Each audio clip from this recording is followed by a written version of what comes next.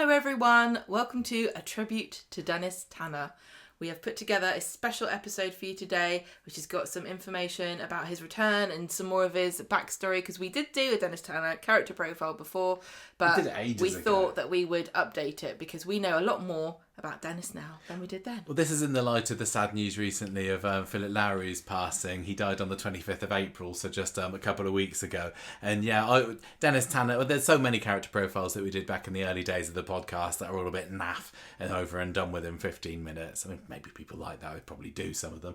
But this is a good opportunity to go back, revisit the character. We've watched a heck of a lot more of his early days since then. And he's one of our favourite characters as well, isn't he? It's no secret that Gemma absolutely adores Dennis Tanner. In fact, sitting in our podcasting room right now, we've got about 3 pictures of him somewhere on the wall behind us. I know we've got that really nice one of him. I think we do, of Pat Feeney. Yeah. Maybe we've got a few anyway. And so we're going to be doing a bit of a character profile / it's going to be a bit different. We're not just going to be running chronologically through everything that he did, although that will form part of it. We're going to be looking at different aspects of his life, trying to figure out why he's one of our most favourite characters, reminiscing over some of the funny scenes that we've seen and that we've enjoyed. And hopefully, as Gemma said earlier, giving a bit of info for people who are still possibly a little bit in the dark about who Dennis Tanner actually is. And I tell you what, as a Corrie original, as someone who was there right in the first episode of Coronation Street, you should all know who this guy is. He's a proper important legend. He's been in the show longer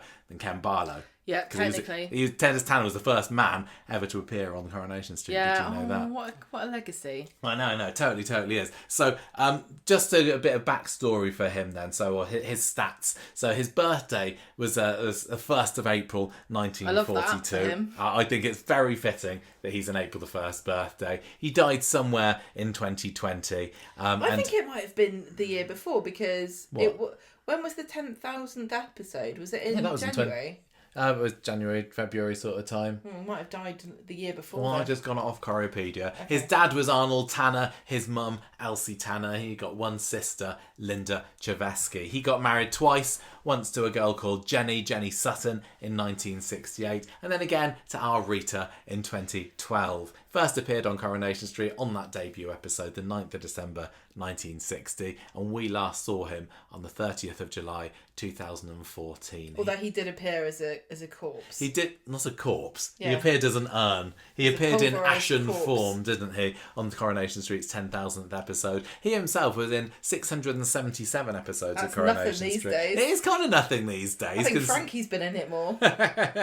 Well, he's now the 97th most featured character by number of episodes, so he is going to be dropping off that list at some point, sadly, for the legacy of the character. But I did find it interesting that his one person above him on that list currently is Julie Carp, his long-lost niece, in a way. She's not going to make any more. She's not going to make any more, and neither's he. So it's nice to know that they're kind of bonded together with a similar number of episodes. Who's 98 then?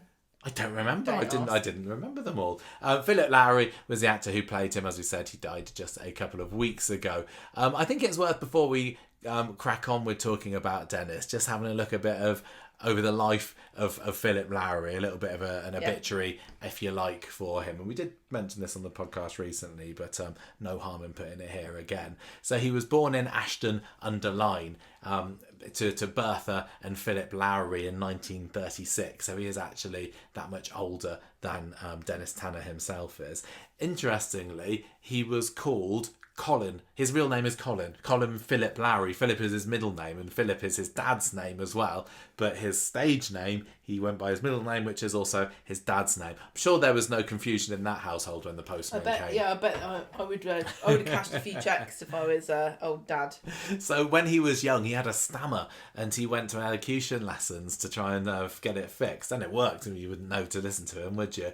After secondary school, he ended up going to RADA, don't you know, in London for 3 years alongside Christine Hargreaves, who then went on to play Christine Hardman in Coronation Street. They weren't in the same class, apparently. I was listening to an interview that he did with the Distinct Nostalgia podcast a few years ago, and he spoke a little bit about that.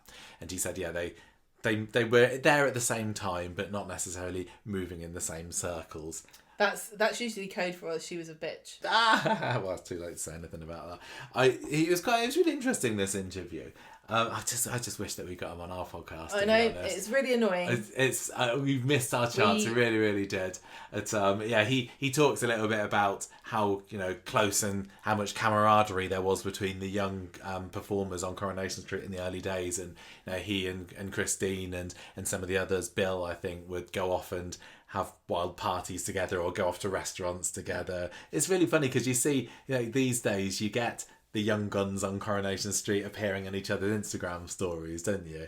And you can kind of picture a young Philip Lowrie posing next to Lucille Hewitt or what have you back in. She might have been a bit young. Maybe she was a little bit young there, but anyway, I thought that was really nice that they were linked right from the early days. We watched The Road to Coronation Street the other day. He wasn't in it. He wasn't in it at all. So that was the drama that they made in 2010 to celebrate Coronation Street's 50th anniversary, and it was mostly the story of creator Tony Warren, but there was a good number of characters from that early lot who appeared. Well, because it was mostly about the dry run.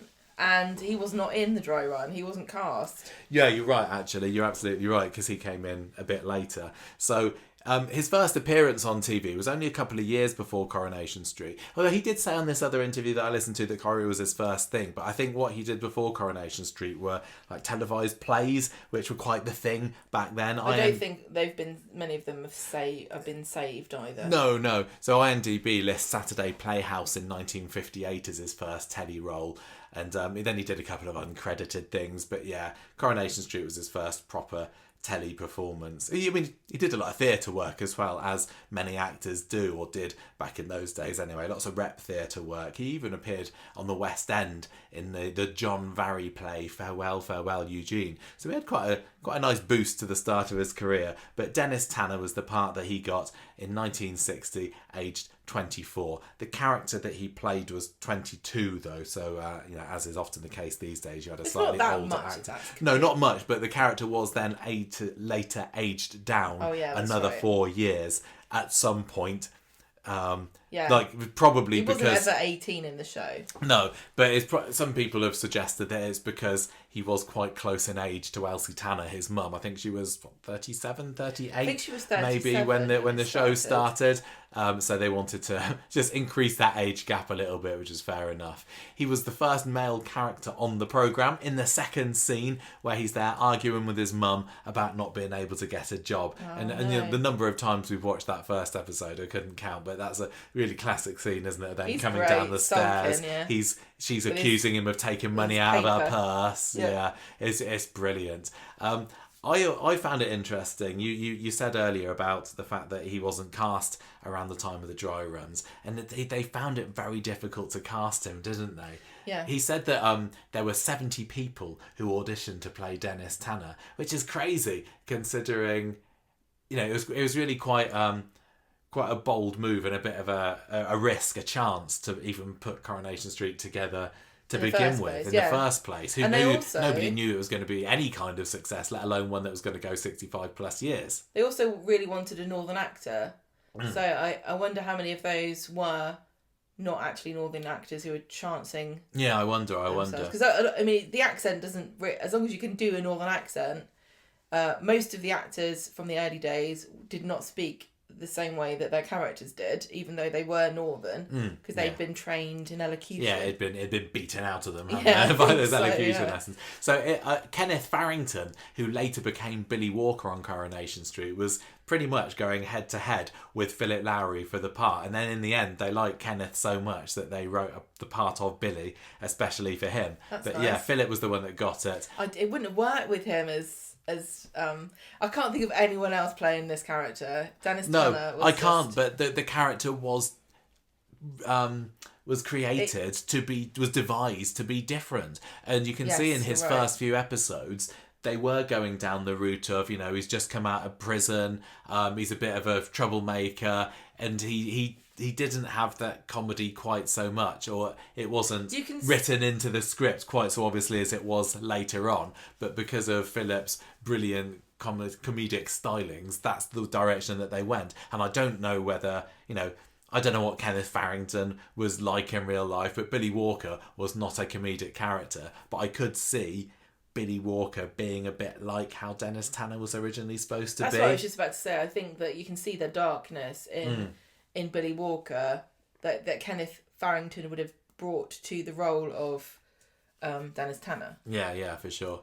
But Philip Lowrie was destined for a part on Coronation Street in one way or the other, because he'd actually auditioned for the part of Ken Barlow as well. Imagine if he had been Ken and we still had it. Well, this is the thing, we wouldn't because he didn't want to stay in Coronation Street for too long. He had kind of itchy feet and he wanted to try other things. And I know that William Roach has spoken in the past about thinking about moving on at one point, and there have been moments where Coronation Street could have diverged down another path and we'd have lost Ken 50 years ago. Yeah. But after a certain point you're like, I've got to stick with this, I guess.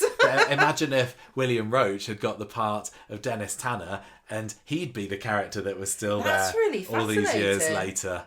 That would have been... There's a what if for you. And it would have been the Barlows, it would have been the Tanners. The Tanners would have been the number one family in the street. Interesting. Yeah. So when Dennis was cast, he was living in London. He went up north for the audition, got the train back, and as he stepped into his flat that evening, the phone was ringing. It was his agent saying, get back on that train again, get up north, you're rehearsing on Monday. This was a Friday this happened, so it was such a quick turnaround. Audition Friday, into Corrie on Monday, because...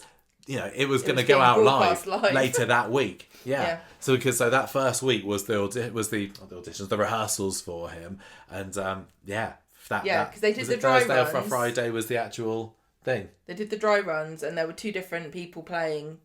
That was weeks before, wasn't it? And they didn't like either of them, I guess. Yeah. And then they cast Dennis, and he.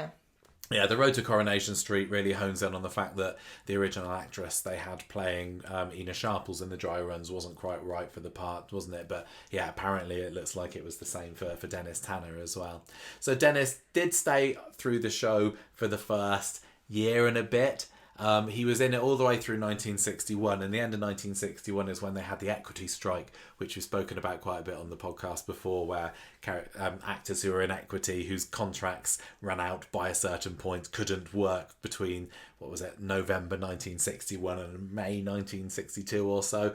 But luckily Philip had just signed his contract before everybody that stayed were big characters who just literally signed their contracts. Back in July, I think. So he stayed on, and there was actually quite a lot of Dennis during that time. But then I think this was one of my favourite areas of Dennis, because he was so chaotic. Yeah, and there's so much of it that's not available on YouTube at the moment, but we have seen choice clips from that era, and he really is kind of peak. He's hilarious. Absolutely love him. Cheeky. And to have a character, to have.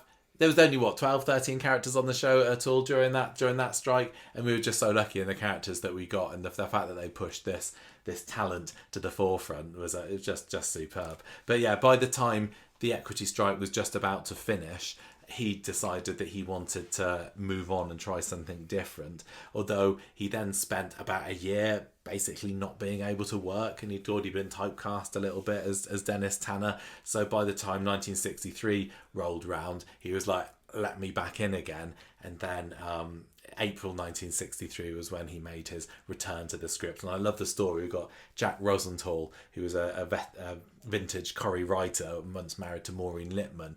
Apparently he cried when he wrote the script that said "Enter Dennis" in, because it was such a special character to him. Yeah. So he stayed in Coronation Street then from 1963 to 1968.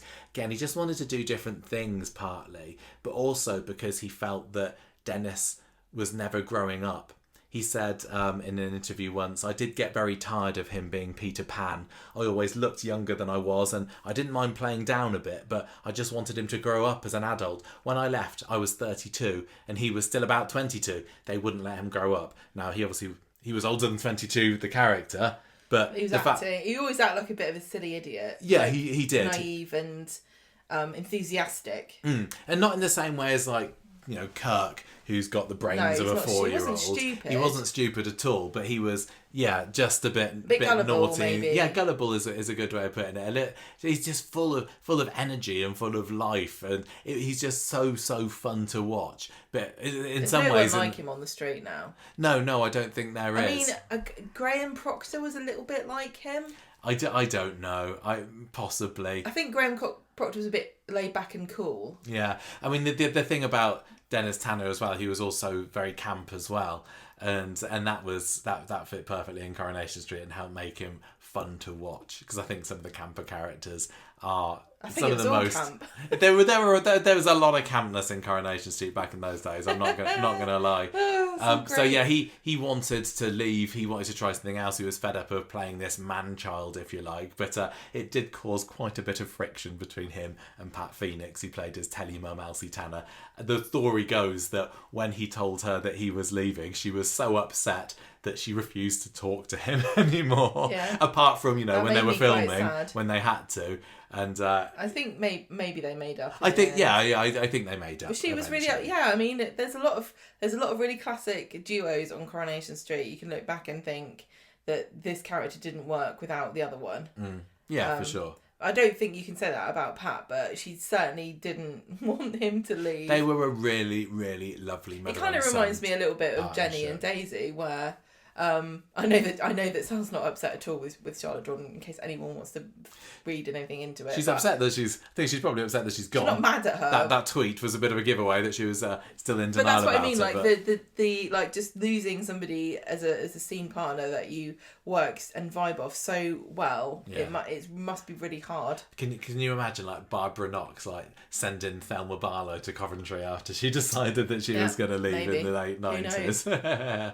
So it was a big move for him, because he was on £250 a week in Coronation Street, and he went down to £20 a week in Rep Theatre. And it does show the love of the craft, I suppose, if you're willing to take such a pay cut to move on and do something that you really want to do. Also shows how good those equity deals ended up being. Well, yeah, so it does show that as well, doesn't it? So after Corrie, he did various telly and theatre jobs. But he still struggled to shake off that typecasting that the role of Dennis had led to. I mean, even more so now, where soap actors get typecast and kind of belittled. Even Danny Dyer from EastEnders has recently got himself in hot water by... He has had a few choice words, hasn't he? A little bit the experience of being a soap actor.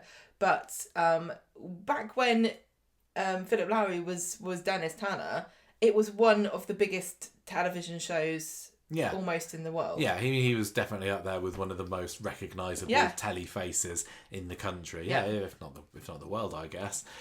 So he just didn't want to be him anymore. He was fed up. Didn't want to be Dennis anymore. Then he struggled to get work, but then he was also having people bombarding him with questions all the time, apparently saying, when are you back, when are you back, when are you back? And he didn't want to. I heard that he kind of shied away from Corrie related publicity for quite a while afterwards, because he wanted to say, no, I'm more than just Coronation Street. And it's fine to do. It's understandable. Yes. And sometimes it can be sad for fans, because we still all love you as this role in our favourite TV show. But if you're going to put yourself in a box and say, I'm more than, it's difficult, because it affects your career and how much you can earn and your opportunities that you get given. So it's really easy as a fan to sort of take it personally and be like, well, come on. We put you here. Well, not like that, but like, there's no reciprocal affection for like the concept of somebody liking you. Yeah. But when you're like losing work and you can't afford your bills. You do hear about these people saying, I don't want to be linked to that anymore, but then later on in their lives realising, you know what, looking back on it. Yeah. You got it with like Christopher Eccleston in Doctor Who as well, haven't you? When he left after that first series. I think these days he is acknowledging a little bit more that he was in the show. Because he really did not like people bringing it up. Yeah, but one little thing that I found that was quite fun from Philip Lowrie was apparently in an interview in 1971, he expressed quite an envy for Anne Reid for being killed off on Coronation Street on screen. So this was Ken's wife, his first wife, Valerie Barlow, who died by getting electrocuted by a hairdryer. And he was like, I wish that that had happened to me because people don't ask Anne Reid when she's going back to Coronation Street. Anyway, luckily for him, as time went on, more telly opportunities did open up for him. He got involved in a lot of Victoria Wood's comedy programmes. He was in some episodes of War and Peace, the drama, episode of The Liver Birds, couple of appearances on Casualty, and then Doctors, going into the 21st century. I don't think he did the bill, actually. I think he might have swerved that one. He's like, I don't need to take typecast as a cheeky villain. Stage really was a big love for him as well, and I know that he did lots of tours there. He worked at seen him. I know he did work at the Liverpool Playhouse, Belgrade Theatre in Coventry, so that was my local theatre growing up. I could have seen him then if only I'd known. Perth Theatre, he went all over. He played the Mousetrap in 2004 2005, playing Major Metcalf. And yeah, as time went on, he was more and more positive about his time in Coronation Street. And eventually, I think when they did something in 2010, a 50 years, 50 moments kind of programme, he was a talking head on there and finally going, yeah, okay. And that's what got him back into Coronation Street as well. I think he did that and his agent was like, ooh, maybe we could get more of that. I did want to just diverge slightly from his life story here by going back in time a little bit, because it wasn't just telly and theatre that were his showbiz loves, was it? No, he liked to do a bit of a sing-song. Yeah, briefly, you know. Just like his real life character, Dennis Tanner, who wanted to be a star but realised he didn't have the talent. Mm-hmm. Perhaps Philip Lowrie realised that although I thought it was a very catchy song, I don't think that there was a market for his particular brand of vocal styling. I love this song. This song is so silly. You know, you still get soap stars these days. You still get soap stars these days, or maybe it was more of a late 90s, early 2000s thing, that want to give pop stardom a try. I mean, who can forget Adam Rickett? I mean, it worked for Kylie, but... Kim Marsh went the other way. Kim Marsh did go the other way, but yeah, Philip Lowrie did release a single in 1963, September 63, called I Might Have Known. Please look this up. It's on YouTube. I Might Have Known. Philip Lowrie. It's only 2 minutes long. It's a comedy song. Yeah, I love comedy songs. It's about...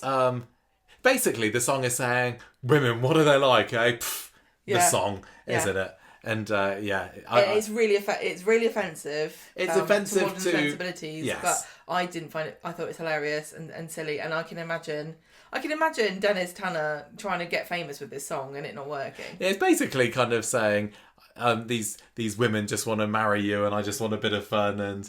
Well, it's like no matter what I do, I need her to do the cleaning. Go away. Yeah, and like towards the end of the song, he's like, I'm probably going to beat you up if you don't leave me alone. I don't mind. It's like, I might have known. I might have known you wouldn't have mind. It's quite funny. It's quite funny. It's very silly. It's very, very silly. Yeah. Worth just listen listening. to it with your 1963 ears on. It's a bit George Formby-esque, isn't it? There's only so much even singing on the song. He's not really very good at he's singing. No. I don't know whether he was good at singing in general, but there was no demonstration of much talent beyond what I could do on that record. Anyway, but he's got the charm. I find it very inspiring. Yeah, he neat charisma. This is the thing. He was so charismatic and charming. Yeah. With his brilliant smile and energy and enthusiasm and joie de vivre that it's like he could do whatever and it would be infectious. Yeah. I think. So anyway, 43 years away from the show, he came back to Coronation Street in the role of Dennis Tanner in 2011, which earned him the Guinness World Record for the longest break from a programme of an actor playing the same character. Yeah. Right? So nobody had taken as much time off of a show as he did. And that was pretty cool for him, although it was later broken. But I think two Doctor Who characters broke it. Rude. Yeah, William Russell is currently the record holder there. But still pretty cool nonetheless. So he stayed until 2014, and this is when Stuart Blackburn, the producer, axed him. It was Phil Collinson was producer at the time when he brought him back into the show. But Stuart was like, go back in time. Nope.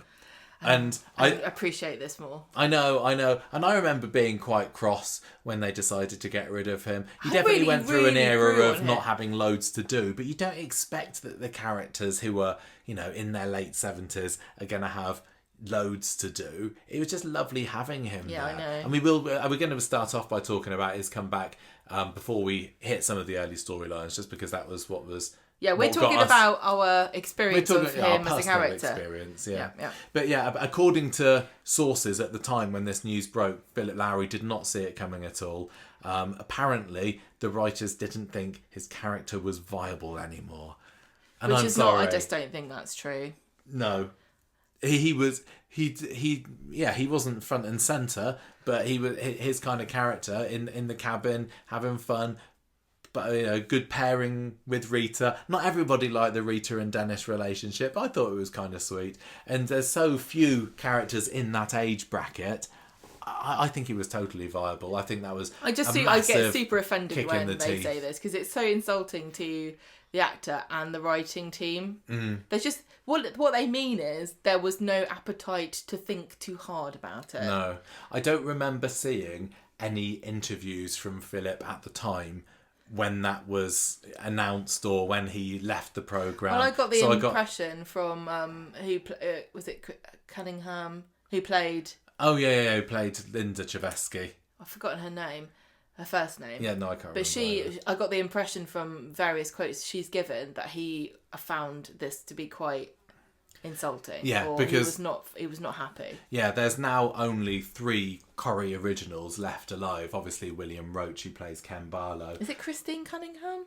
I don't know, you're the one, you got the phone there, who played Linda Chavesky, his sister, and then you got Alan Rothwell, who played David Barlow, Ken's brother. Now, he ain't coming back into the show because he got killed off in the late 1960s, but any hopes of Linda coming onto the show she would never, sadly dashed. What they did to yeah, she said, not if the stories that Philip say about my time in Coronation Street are true, but I don't know whether that's just Corrie in general or it's how Cunningham, there you go, or whether it's how they treated him. But it's a shame because I just love the idea of somebody coming back from episode 1 now.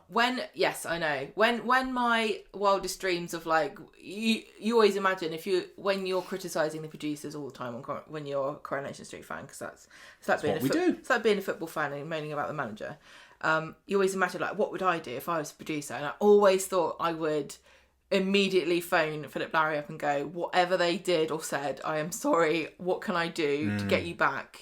Yeah, we don't know how long he's been sick, how sudden his death was recently. The statement that came out from his publicist, Mario Renzullo, a couple of weeks ago said, "My client and very dear friend Philip Lowrie, the beloved actor renowned for his role as Dennis Tanner on Coronation Street, passed away yesterday at 88. His death marks the end of an era for the world's longest running soap where he became a cornerstone of its storytelling." So it's not telling us much. I've not seen anything about funeral plans, although I guess that it's going to be happening soon. Anne Cunningham must have written this quote. Oh, yeah, I've got actually the quote here.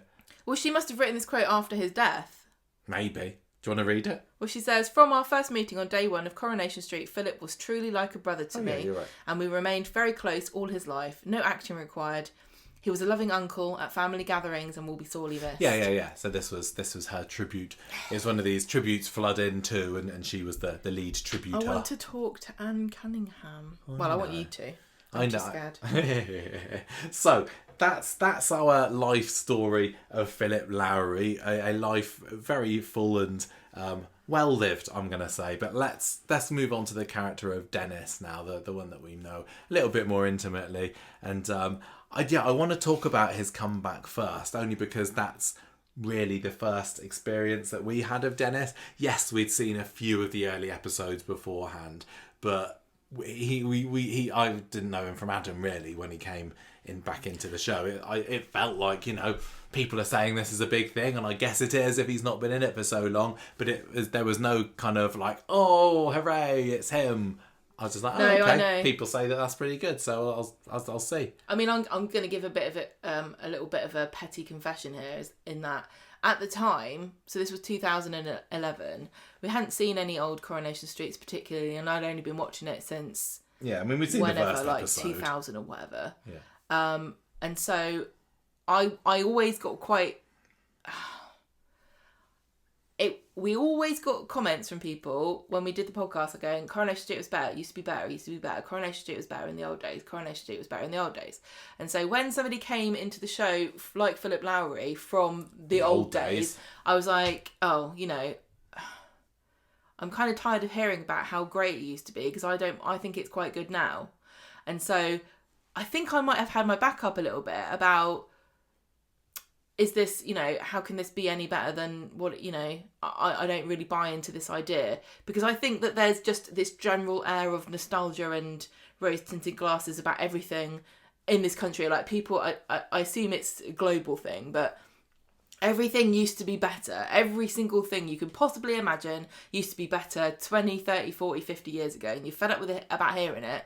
So when they said Philip Lowrie's coming back as Dennis Tanner, I was like, okay, well, he's going to have to prove himself to me, because I don't know who this guy is. And he did. And he really did. He really, really did. But do you know what I mean about that? Yeah, for sure. You kind of get bored of hearing it, but now I'm one of the people that says it. Yeah. So it's kind of, I guess it's karma, isn't it? You learned a lesson there. I did. So he spoke a little bit about getting the call to go back on Coronation Street, and said, my agent was emailing the new producer at the time saying, could the character of Dennis Tanner be resurrected? And at the same time, it appeared that Barbara Knox was also talking to the producer and saying it would be a good thing to bring back the character as well, because Rita and Dennis had a liaison some time ago.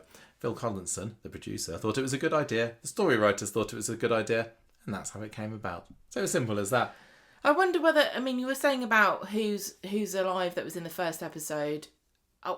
Would anyone care if somebody came back who was in a 70s episode or an 80s episode, or is it just that cachet of being from the original episode, and then it's kind of diminishing returns? You're in a unique small group. If you're in that 15 or so characters who were in that first episode. It probably wasn't even that, but having a character who would back come from back I don't know, from the 70s. I mean, like they did it when they brought back Ray Langton, for example, didn't they? He was a 70s throwback. That's true. There's characters from the early days that still I just really want. It's a dwindling number. I've got the taste of it now. I want more. And this comes a year, 2 years, maybe it was only a year after Jed Stone had returned to Coronation Street as well, and also he was, didn't know who that was. Yeah, I didn't have an idea who he was as well, but he was another 60s throwback. But yeah, it didn't feel quite as special, I suppose, as the fact that it was somebody from episode 1.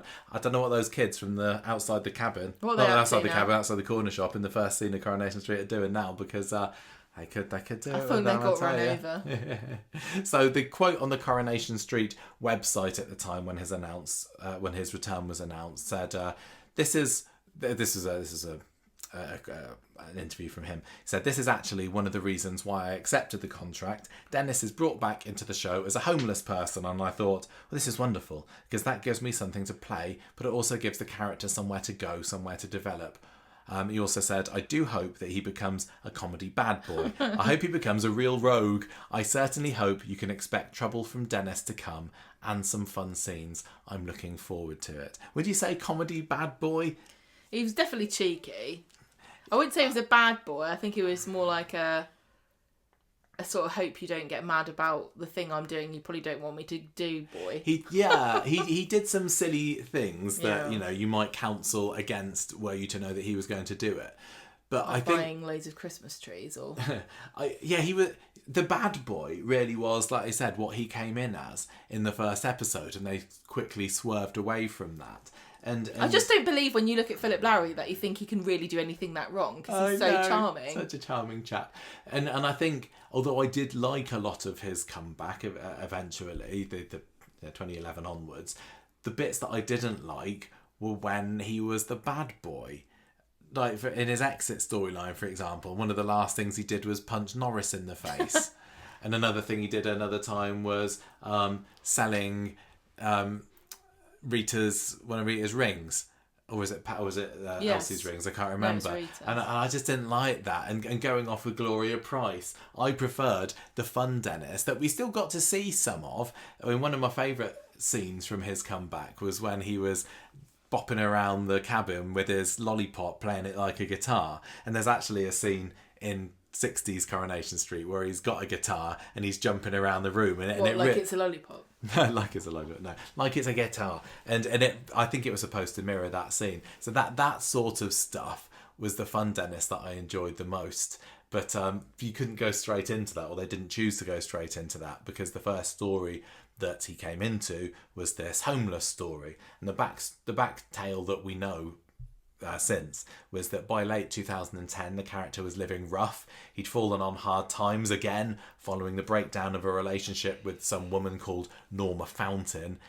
He got involved with her around 2019, but he never really loved her. He just saw her as a meal ticket, really. But they ended up engaged. He jilted her on the day of the wedding, and now he's sleeping rough. So do you want to... we will do kind of this bit a bit chronologically, but do you want to take 2011 and remind us of what those first few months of Dennis looked like? Well, he was discovered by Sophie Webster and Sian Powers, who were volunteering, being good Christian girls, helping at the soup kitchen that he visited. He's a proper scruff bag, wasn't he, in those first scenes? He had a big stubbly beard, and he had a floppy homeless man's hat. I mean, like, if you think of what Stu was like when he was homeless, I think he was even more shabby than that.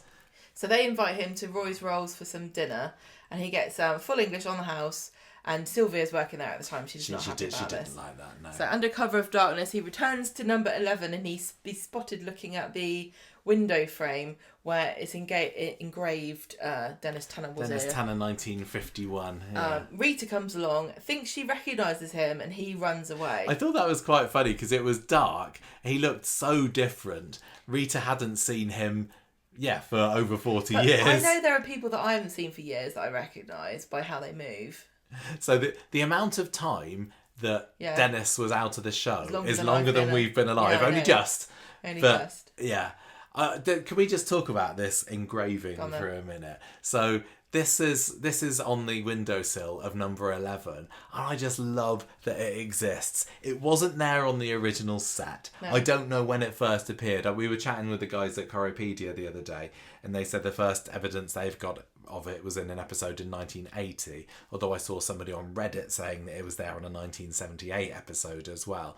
But maybe I don't remember when they moved sets quite a few times. Back in the early days, because you had the interior studio set, then they went to the coldest place on earth set. I don't think it was on that one. No, and in a way I kind of, part of me wishes that it had been there from the beginning, because there's so little on the street now that you can say, the buildings themselves, but there's so little that you can say that's been there right from the beginning. Yeah. And this little carving, this tribute to a character, the fact that it's still there now is amazing, and I hope nobody ever gets rid of it. In real life, you probably would. No, not necessarily. It's a preservation piece, thing. Is it like our D-Day wall we've got in town? You wouldn't, unless you're changing the window. Well, somebody might move into number 11, say, I don't want that on my window. Just get rid of it. Sand it off. But Corrie can't, because it's such... And I was trying to think of what other things are there on the street that are long-lasting memorials to characters. And there's not much, is there? There aren't. You've got Maxine's bench. That's been there since 2003. Maddie's Memorial. Maddie's Memorial Seb's around the Garden. Ginnell, which you never see. Seb's Garden, I can't see that that's going to stay there forever. But there's not a whole lot else, is there? I mean, no. I mean, there's the bench that's in Victoria Gardens is a tribute to people that weren't even in the show. Yeah, to the Manchester bombing victims. But, and I think it would be stupid if there were too many. But, so it's a very... it's a very unique thing to have, I mean, no one else has got their... Apart from Maxine. Maxine's got her name on the bench. Dennis Tanner's got his name. Yeah, well, Maddie's mural says Maddie as well, but it's round the back and you literally never see that. So the thing with the Dennis's carving is you'd never know it was there either, would you? It's not like they zoom in on it every now and then, but it's just lovely that it's a little thing, a little memento of this character. And I did like how they played into it when he had his comeback and had him, the first thing he does on the street is going to see it and run his finger in it, and then when he leaves in 2014, his final scene is looking at this carving. Julie's standing there and he's kind of recounting the story of when he carved it. Obviously, it is a bit of a retcon if he says it was carved in 1951, but it clearly wasn't there on the set in 1960. It's definitely a Dennis thing to have written 1951 when it wasn't 1951. Well, he said that it was a rainy day and his mum called him. He was standing on the porch and was calling him inside for his tea. It's just brilliant. I love it. And got a few photos of it over the years. Yeah, so he was telling Julie about this, and obviously she's his long lost relative. Yeah. Yeah. So that was nice. It was nice. So he hears from Sophie the next day that... Are we back to 2011 well, what do you want me to do? Yeah, no, this is right.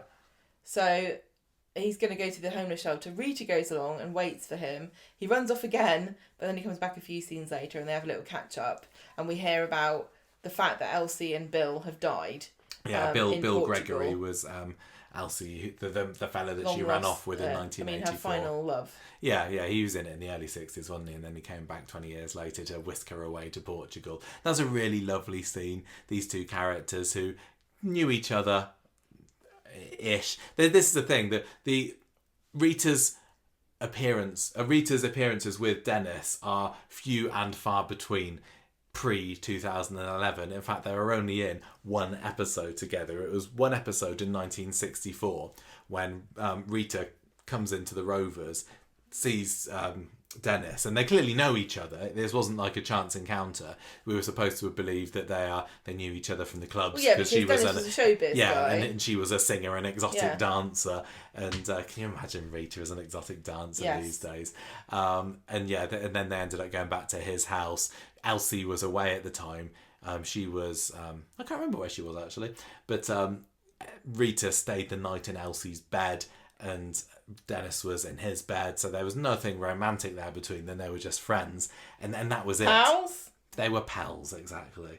And so even though we didn't see the extent of their friendship back then, we were supposed to believe that they had something more, and which is why it was such a lovely reunion for them come 2011. Not, of course, that it meant anything to us when we were watching it. No, so Rita knows that Dennis has fallen on hard times, so she asks if he would like to stay on the sofa in her flat, and he does. Gets himself a bit of a wash and a shave, and he goes for his first drink in the Rovers in over 40 years. He catches up with Ken and Emily, who were obviously in the show when he was, and he gets introduced to Norris, who is not very impressed. For the whole of the time that Dennis is on the show, there was this little... It kind of was a rivalry. He was jealous. Because Norris was somewhat romantically interested in Rita, wasn't he? He proposed to her at least once. But I think that just anybody who took time away from Rita didn't really... Well, he just didn't want anyone muscling in. No, and Norris is... Patch. Yeah, and Norris is such a stick in the mud and such a rule follower and a stickler to the rules. Yeah, they were very much opposites to Dennis, and he didn't like that at all. But having Ken and Emily catch up with them was lovely, because on that episode where Rita is staying over at Dennis's, Emily does come into the house at one point and sees Emily there Emily comes in and sees Rita there, in a nightgown, and then kind of rushes off. So it was... What, to say everyone there sleeping together? No, just she kind of rushes off going, oh, goodness me. Sorry. She probably didn't say anything. She was far too... Who was in the nightgown? Rita. In her own house? No, in Dennis's house. Oh, I didn't understand what you meant. So that's exactly what I meant. So they talked a little bit about that. Here's another when did they know where Dennis's house was? Do you mean back at the time? Yeah. Okay. Right, I get you now. Sorry. You. No, it's all right. I'm sure we say a lot of things that people don't. No, I didn't get what you meant. I thought you were still talking about 2011. But of course, we are the experts of this, aren't we? Right. So these temporary I just didn't know what you were talking about. Julie hears that Elsie's maiden name was Grimshaw, and she's like, that Grimshaw? Let me do some investigation. And she finds out that they share an ancestor with Dennis, her and Eileen, and it's Arnley Grimshaw, who was a cousin of her and Eileen's father, and Elsie's cousin, so that makes Julie and Eileen long lost nieces of Dennis. A bit, not necessary to do, but it's a bit like Gail and... Well, it's any time a character comes in the show who has a surname to somebody else that's in the show, like with Lisa Swain now, everyone's like, oh, Arnold Swain. Like, there's got to be a link just because it's fiction, and that's what people like patterns. And I think it's the fact that Eileen's living in exactly the same house that Elsie and Dennis were 40 years beforehand, so it's a funny little link to make. And I think over the time he was in the show, they made a little bit of it. But they're certainly more than they've made of George and Gail having a fanny in common back from 100 years ago, I'll tell you that. So by the end of July, Dennis is doing some charity work with Emily, and she's pretty pleased about this. Then in November, the Roof and Refuge charity that Dennis is relying on, it turns out to be a money-making scam. I don't know what, I can't remember about that, but Norris contacts the Gazette, tells them about Dennis's history with homelessness, and Dennis is not very happy about this because he doesn't want anyone poking about. Yes. But because this article gets put into the paper, his ex-fiancée Norma Fountain turns up at the cabin. Dennis does a runner. Then he comes back and confronts her in the Rovers, and they go through their relationship. She says that I knew you never loved me. I just wanted companionship. And Rita realises that Dennis is worried that the same thing's going to happen between them and he's going to run off again. But she says, look, and I don't mind just being friends. We don't have to do any romance here. You don't have to pretend you like me. It's kind of interesting that they had Dennis having this relationship with Norma, and the fact that he jilted her and he didn't really love her. Because if when we go back and have a look at his previous romantic history, he never really stayed with the same woman for too long, did he? He doesn't feel like the settle down-ish type. Okay. So 2012 came along, and Dennis accepted a job at a DIY shop in Birmingham because Norris said, you've been leeching off Rita for too long. What are you doing? You're staying with her. Just imagine Stop spending all her money. This Birmingham DIY shop going, or we need to reach out. Our recruitment's not bringing in the top talent. We've got to go further afield. I know. Got to recruit the homeless drive going on here. So Rita finds this out. She's gutted because she's actually has fallen for Dennis on a very short period of time. But unbeknownst to her, Dennis has also developed feelings for her. But they're both too embarrassed to tell each other, both too shy. So Dennis says his goodbyes, starts to head down to Birmingham. But by the end of the episode, they're confessing their love for one another and Dennis proposes. So it really was a whirlwind romance here between Dennis and Rita, wasn't it? Literally Beautiful. Months between their first encounter in over 40 years, and now he's gone down on one knee. I thought it was sweet. Lots of people I read at the time just didn't get on with those two as a couple. Did you enjoy Rita them? and... Yeah. I don't necessarily think that I bought it that much. But in hindsight, I think it makes more sense. I think it's maybe the opposite for me. I think I enjoyed it more at the time. And when we did our original character profile of Dennis, this was just after he left. We were both saying, "Oh, they're quite sweet together." I just like the idea that it was a drama. No, it was kind of drama free, but it was a kind of it wasn't a sexy. Snoggy kind of relationship, was it? It was just two old people finding companionship in their later years in life. Yeah. And see, this is the trouble. Okay, I don't like the kissing scenes, and I don't like the shagging scenes, and I find them very boring and samey. And I know loads of people love them, but this is why I like the older romances, because they never really do that with them because they're scared of freaking people out. I think. But yeah, you don't have like lingering bedroom looks and waking up with the old L-shaped blanket in the bed. No. With older couples, there's just actual romance, because I think sometimes soaps are bad and they skip straight to the they're bad. Pumpy, they're bad at building romance, and they just use snogging as a shorthand for all of the lovely little touches that we actually want to see in a relationship that's just beginning.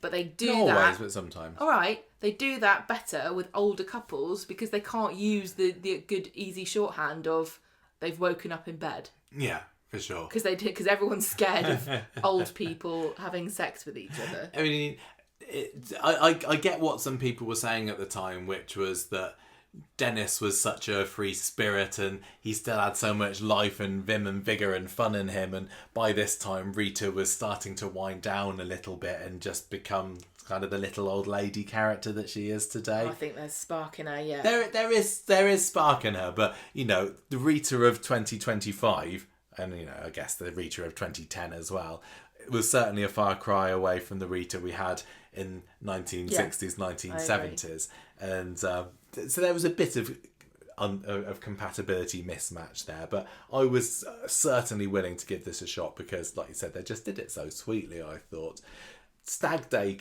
night comes in June. Norris spots that Dennis is being a bit shady on his phone. He's actually texting his ex Norma. So Norris follows Dennis back to the flat, sees him letting her in, and then Norris gate crashes Rita's hen night and says Dennis is seeing his ex in secret. But it turns out he was just comforting her because her son's been seriously injured in a car accident. So Dennis is doing nothing wrong here. But Rita is left wondering whether she can really trust him. Do you remember much about their wedding when Rita got kidnapped? Because it's one of those things in Coronation Street that, like, I know happened, but I barely remember it. Yeah, I don't remember this at all. So many people have been kidnapped and put in a boot of a car.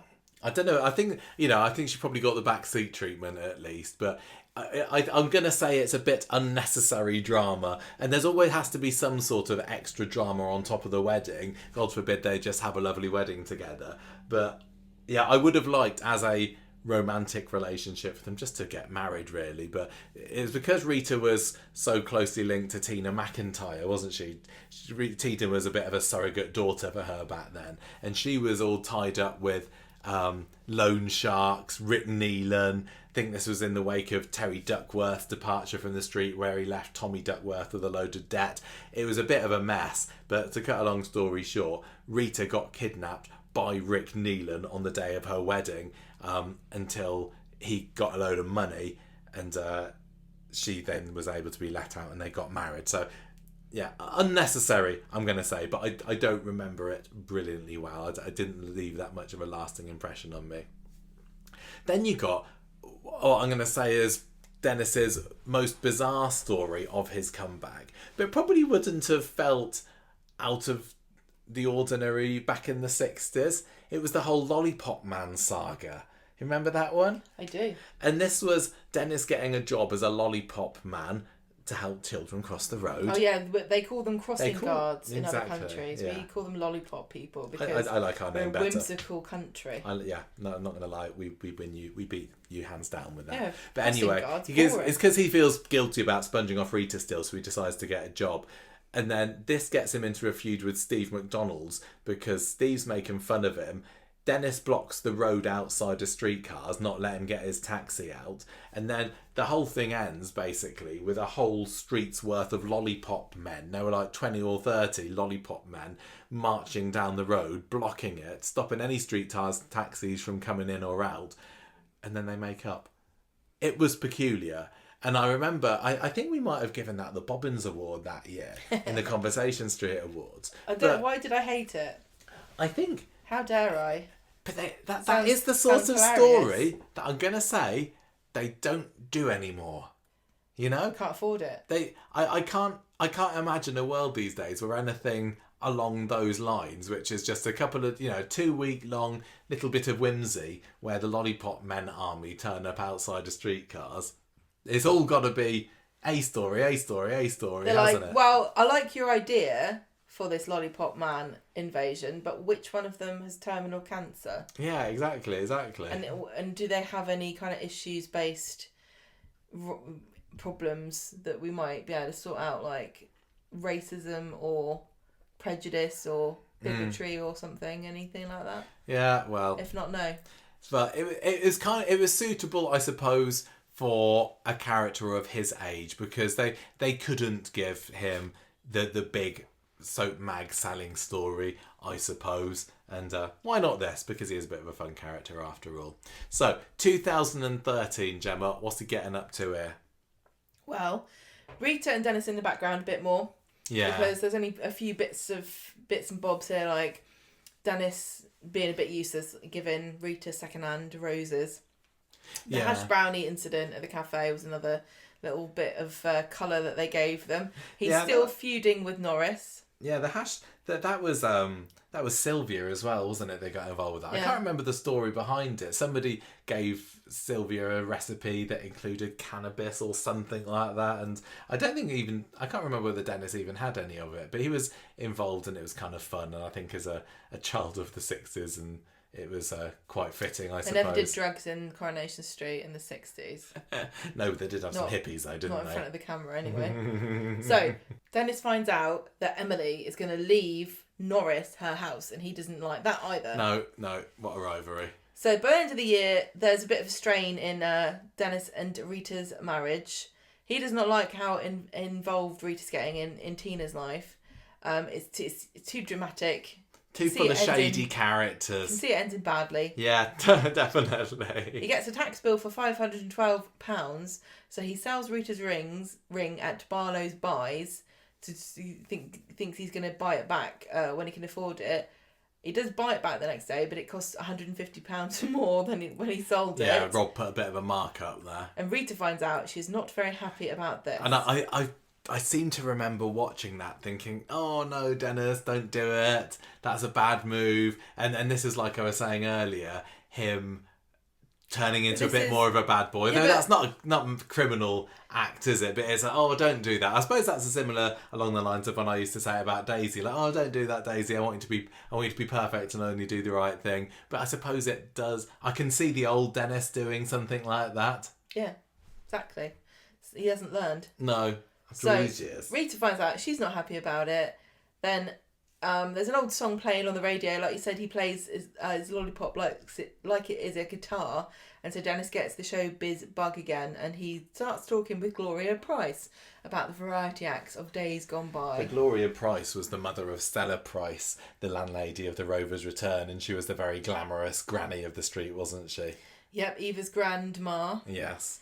Dennis gets in touch with his old mate Richie DeVries, who is an old rocker from the 60s, whose band is apparently very popular over in the States in Alabama. Albania. No, Albania. No, hang on. I thought I said Alabama. No. I didn't like Richie's character. I think it was Richie's DeVries it was pronounced. And yeah, he was definitely an ageing rocker kind of person, wasn't he? And that whole story, I mean, it was the beginning of the end for Dennis, sadly. And although it was kind of fun that he was getting back into showbiz, and you get these people saying, oh, you know, I've still got it, but it didn't work for me, and it just meant more lies and shady business and not being honest to Rita, and yeah, this is when the character started to go downhill for me, and I think we knew by this point that he was on his way out as well. Dennis and Richie plan a gig in the bistro along with Gloria. Rita is not happy about this. Everyone loves it though. I guess the Albanians are right about something. Dennis and Gloria decide to work together to promote local bands more often because they think that they're pretty good at it. Yeah, in some ways, Dennis and Gloria did make a good couple. And I've seen some people saying, well, this is who they should have paired him up with originally. But I can see the temptation of putting him with Rita was too much to resist, can't you? But also, Gloria just eggs him on. Yeah. It's not funny then. This is what... Soap relationships have to have conflict in them, otherwise they're not going to be on screen. That's the only storyline that Coronation Street and soaps can do a lot of the time. Yeah. I think, you know... With the couples. One of the things I would say about Dennis is that he kind of needed somewhat of a mother figure in his life, because he was living with his mum, you know, through to his mid-20s, and he was a bit of a mummy's boy, wasn't he? And I get the impression that he just, rather than wanting just romance, he was looking for somebody to darn his socks and make his tea for him. And I think that he got that in Rita, and there was that level of homeliness and comfort that he'd been missing all the time that he was living on the street. And I don't think that Gloria would have given him that. I mean, I wouldn't have said Rita or Gloria are particularly domestically inclined, but you could say the same about Elsie. Yeah, totally. But I see that all three of these women are incredibly glamorous, and I think that if you're going to say that he's searching for something from, you know, his youth, that idea of a glamorous, powerful woman is certainly something he'd seen in his mum. Yeah, that's true. And maybe Gloria had a bit more of that about her than Rita did at that age, because Rita had long since matured. Yeah, I mean, Rita and Elsie were rivals for quite a while, weren't they? And that's another thing that people have said, I don't think Rita would have wanted to marry the son of her once rival Elsie. Well, it's like Mike and Ken. Yeah, and also, I mean, Rita and Elsie were rivals over Len, so like, there's definitely some kind of age difference thing going on there. But I didn't mind that at all particularly. Anyway, so Richie then, he starts getting close to Gloria himself, which Dennis doesn't like. He even tries the greased back hair, leather jacket look one evening just to try and impress Gloria. It doesn't go down so well, let's just put it that way. Then you got Rita getting in on the act here and saying, what are you doing spending all this time with my husband? She accuses her of being a cheap money grabber. Dennis says, Rita, you're just jealous of a woman 10 years younger than you. And basically, that's it. Dennis and Rita, less than a year married, over. Is that right? Yeah. Less than a year married. Terrible. And this... It didn't need to happen. Don't tell Debbie about it. She'd be thrilled. Didn't need to happen 40% because... 40% of all marriages end in divorce. It's time for a party. Stuart Blackburn did not need to do this. It was... they were cut down before their prime, I'm going to say, this relationship.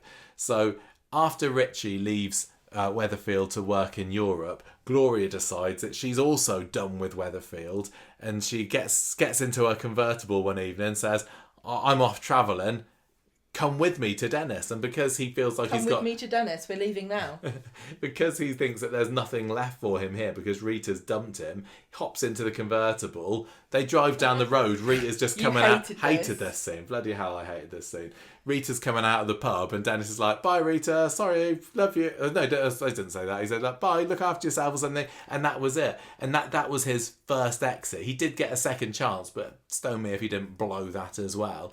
But I don't remember ever being quite so fuming and livid at a scene of Coronation Street as I was with Dennis going off with Gloria. I remember how mad you were, and it kind of makes me remember this with fondness.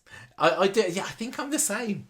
You know, What, we're over really, 10 years on from this now, and it's like, oh, that was a really special scene for me because it made me really, really mad. Yeah. Because just seeing him go off with Gloria, this hussy, the way that he was so callous to Rita as he drove past, there was no kind of look of regret. It was just like, bye, sucker. That was the thing. He was like literally not bothered in the slightest about this woman who'd saved him from homelessness. Yeah. And kind of turned his life around. And it didn't feel in character, because say what you like about Dennis, and you know sometimes he does the wrong thing, he always had a good heart in him. You'd think he was loyal in some sense. Yeah, you would. And you know, not all of his other romantic relationships ended well, and some of them was him desperately trying to shake certain women off of him. But Rita deserved better than this. They could have saved this and still had this scene if only they had him try to say something to Rita first. Like if they had a little scene where he'd been like, listen Rita, I know we've had a good run and everything, but I can't stay with you, I'm really sorry love, you know, I mean I really did love you. And then she was like, no, get Ben. And so then he drives off with a convertible going, see you later bitch. That would have worked. It was a massive sometimes it feels like of an exit they just get an idea of a visual of something that they think would look good in a clip show, and then everything kind of has to arrange itself around that. Like, because that visual of him in a convertible sailing off, like, bye, see you later, suckers, that was a very strong image, isn't it? Not for me. No, it is a strong image for you. I know what you mean. Well, anyway, he comes back a couple of months later because with his tail in his legs, between his legs. That's the preposition I'm looking for. He's living rough again in Weatherfield. Gloria, the relationship there has already broken down, and Rita comes to visit him in hospital one day because he's been beaten up while sleeping in a doorway. He tries to turn on the charms, but she's not interested. Too much water's gone under the bridge here. Don't wash with her. And she says, look, you can come back to mine. You can stay with me for a little while, but no way am I taking you back. Not after how you treated me. Good on you, Rita. But at the time I was like, oh gosh, Rita, take him back. I mean, I knew that Philip Lowrie, his exit had been announced in the programme. I knew that it couldn't possibly work, but despite that, I was just willing for them to have got back together again, but it didn't go there. Yeah, he eventually moves in with Julie, long lost niece Julie. He's determined to make things right with Rita. Julie and Dennis are in heaven together now. They are, aren't they? Yeah, having a bit of a gossip together. Reunion. Yeah, exactly. Along with Bruno Langley Todd. He's like, oh, hang on a minute, what's going on here? Oh my god. Fortunately for him, like, Rita gets killed around this time. So Rita gets killed. Tina gets killed. Sorry. Listen carefully. And she needs a shoulder to cry on. And Dennis is like, hello, but he's like, so no, I'm still not interested. I'm not getting back with you. And his last ditch attempt of trying to get back together as Rita was him and Julie concocted this plan whereby Julie would pretend to throw him out of the flat in front of Rita so that Rita would take pity on him. Rita's like, nah, this is just a scam. I'm fuming. Get out of my life. Next day is Dennis's final episode, I think. He goes to the cabin, gets wound up more by Norris, who's just like, what are you doing here? You told you were a scammer, told you you're a gold digger, you've just been and proved it. Norris gets a punch in the face from Dennis. Dennis then takes money out of the till. I'm just watching it going, what are you doing to this character? I know what you're saying, and I can see why I probably was mad too, but on reflection, as part of this character's story, this just makes absolute sense to me. What? Dennis never punched anybody. He's not a fighter. He's a lover, but he's passionate. He would sometimes love turns to hate, Michael. And yeah, they had him, and then they had him stealing out of the till. And I know back in the day, he was sent to prison in his youth for being a teenage scally. So is it in the blood? Is it instinct for him? But they really just did a massive number on Dennis when they get rid of him. When I see an open till, I do get nervous and my fingers itch. So anyway, he gets caught. He gets caught out by Rita. He takes one last look at his carving, as we said, and off he goes into the sunset. And the next year he gets in touch with Rita, wanting a divorce. They do. Rita's still Rita Tanner to this day, isn't she? Mm-hmm. And it's funny because you get some characters. It's similar, like who am I thinking of? Yasmin. She never became Yasmin Nazir again, or indeed whatever her maiden name was, despite the fact that Jeff Metcalf was an absolute monster to her. She still was. Well, I told you, I've got that friend who was married, and I thought that she would go back to her maiden name, and she said, no, I earned this name. Well, I think if anyone's earned the surname, Rita earned Tanner by having to put up with him being a bit of a silly git. It's kind of fun to know that there's still a Tanner in the street. One of the original families is still there, for what it's worth. Do you think it's kind of also a bit of a triumph of Elsie here?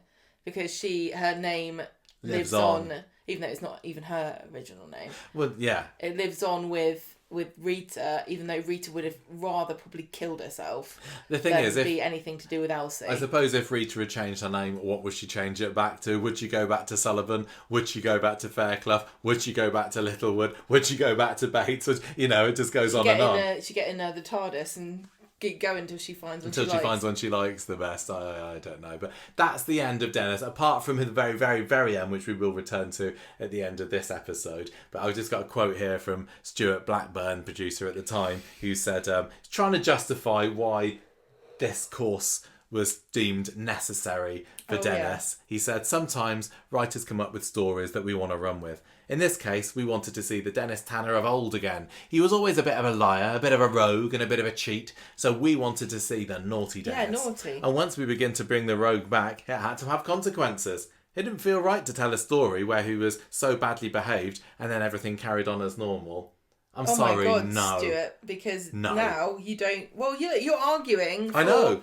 No consequences, which is where everything goes wrong in modern I know you Corrie. always want consequences, but the thing is... What I mean is, you don't have to put your characters in the situation where the consequences are so dire that you can't bring yourself to actually go through with them. You don't have to raise the stakes every time. You could just have something where the consequences are given out and they're not like life-changingly awful. With this kind of character, the type of Jack the Lad, cheeky chappy that Dennis Tanner was, the consequences, he gets his ear twisted by his mum, or the consequences... He finishes a scene where he's going, in front of the camera. Yeah, or he makes him sleep on the sofa. Yeah, or he gets a newspaper clapped round the back of his head. It didn't need to be the consequence. He left, and then he gets run over. It was really not a great end for him, unfortunately.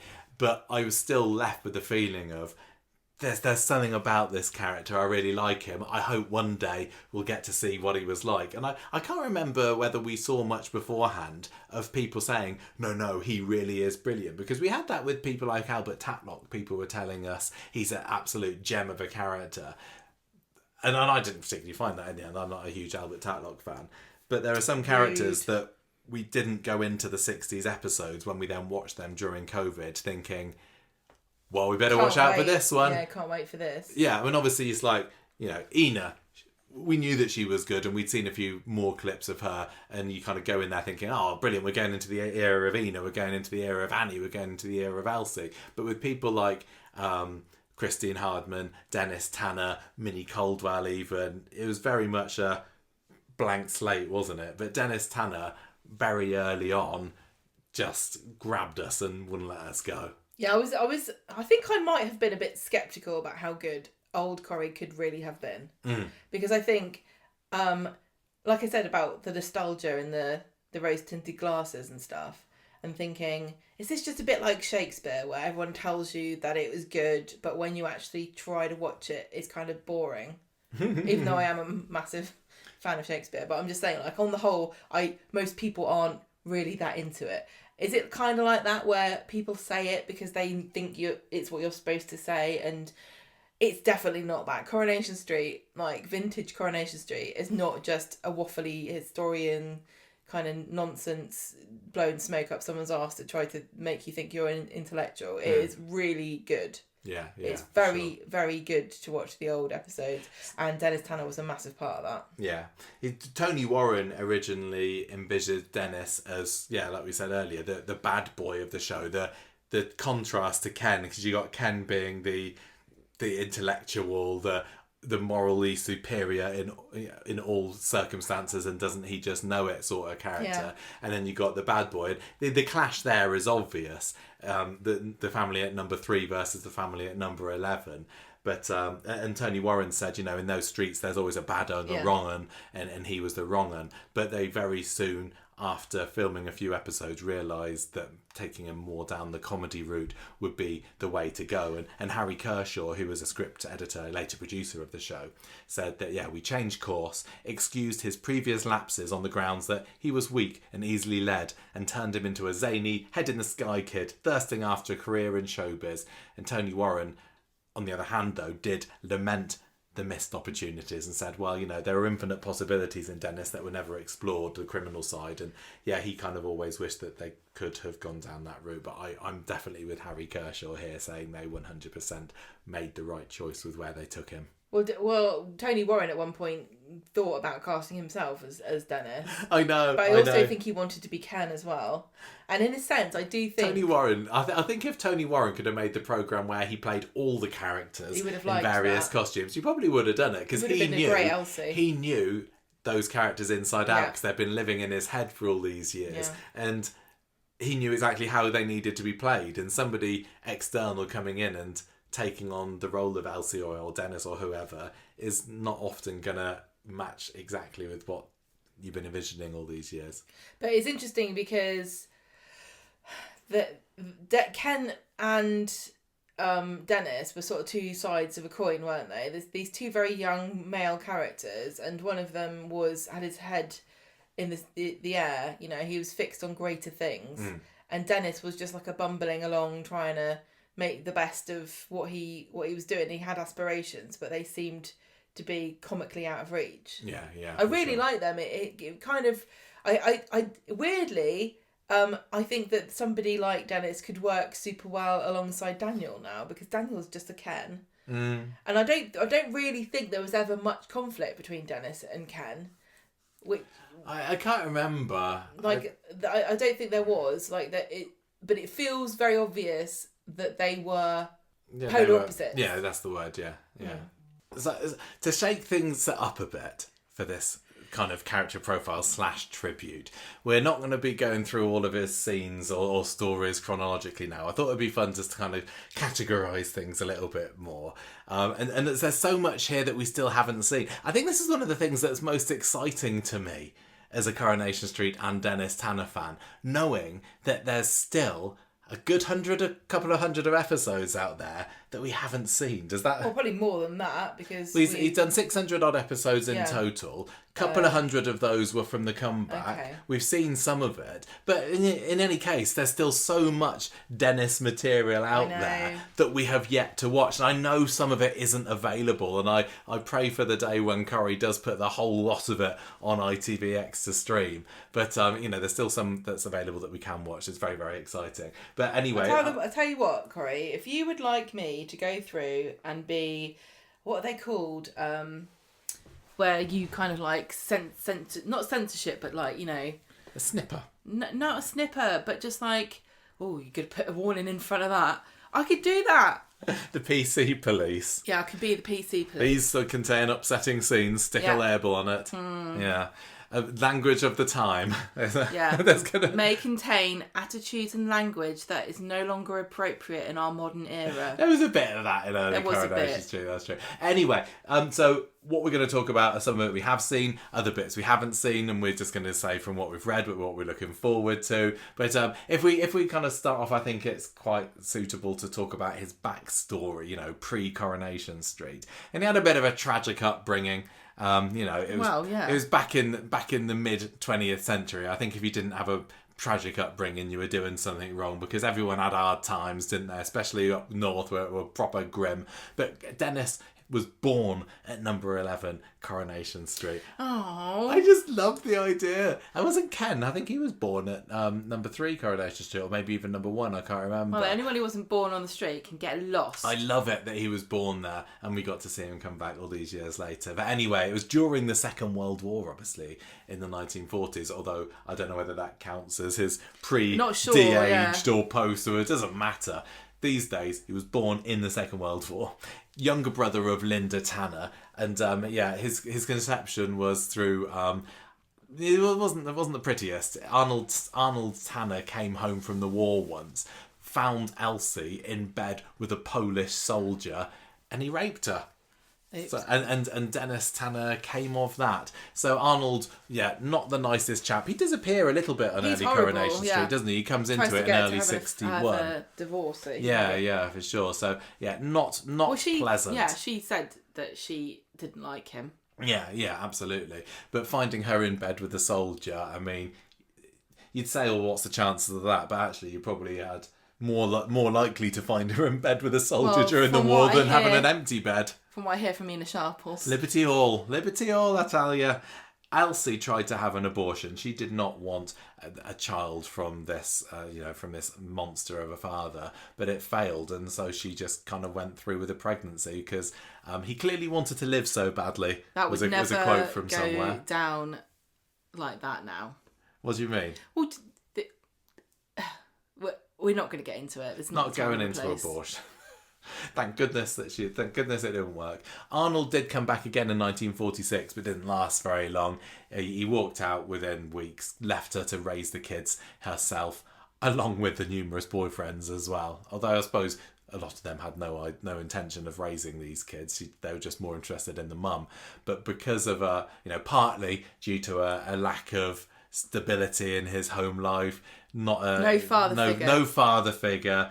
Dennis grew up to be quite the tearaway, and Elsie tried to hold things together herself. She was working as well, and so he just was a bit of an oik, bit of an urchin, wasn't he, young Dennis? One incident when he was a teenager saw him raiding an office safe in Rosamond Street along with a gang of boys. Then when he got caught with the money hidden in a coal hole at number 11, he ended up in Borstal, which is basically the STC of... The Borstal was the precursor to where Daniel is working now. It was just where the young criminals went to. The children who have been caught, arrested, too young to go to big boy prison. I always thought Borstal was a specific place, like Bedlam. No, it was just the prison system for youths that lasted until the early 80s. Why do you know all this? I did a little bit of research over the weekend, actually. Nice. Don't ask me any more questions. I always thought it sounded also like a delicious beef drink. That's Bovril, darling. Okay.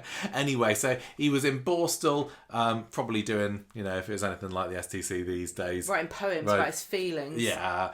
No, I think it was... I can't remember. Back in the day, they would have beaten him with sticks, probably. There's probably a little bit of that. Yeah. No, it was a correctional facility. It was trying to rehabilitate the youths, even back then, rather than just punishing them until their time was up. Did it work? Well, not really, because after his release, he still continued to make sensible choices, let's say, when it came to his friends. And in mid-1960... Do you mean not sensible at all? Was that sarcasm? He struggled to make sensible choices. Did I say continued to? He struggled to make sensible choices with his friends. And in 1960, midway through the year, he and his old mucker, Jed Stone, were caught breaking into a newsagent's, and Dennis was imprisoned for 6 months. Tell you what, Dennis would have loved Twitter because he wouldn't have to break into a newsagent's to find out what was going on. This is true. Just look on your phone. This is very true. I don't think he went in there to find out what's been going on in the news, I'll tell you that. So, and this is the Dennis that we meet in the first episode of Coronation Street, where he's struggling to get a job because of his criminal past.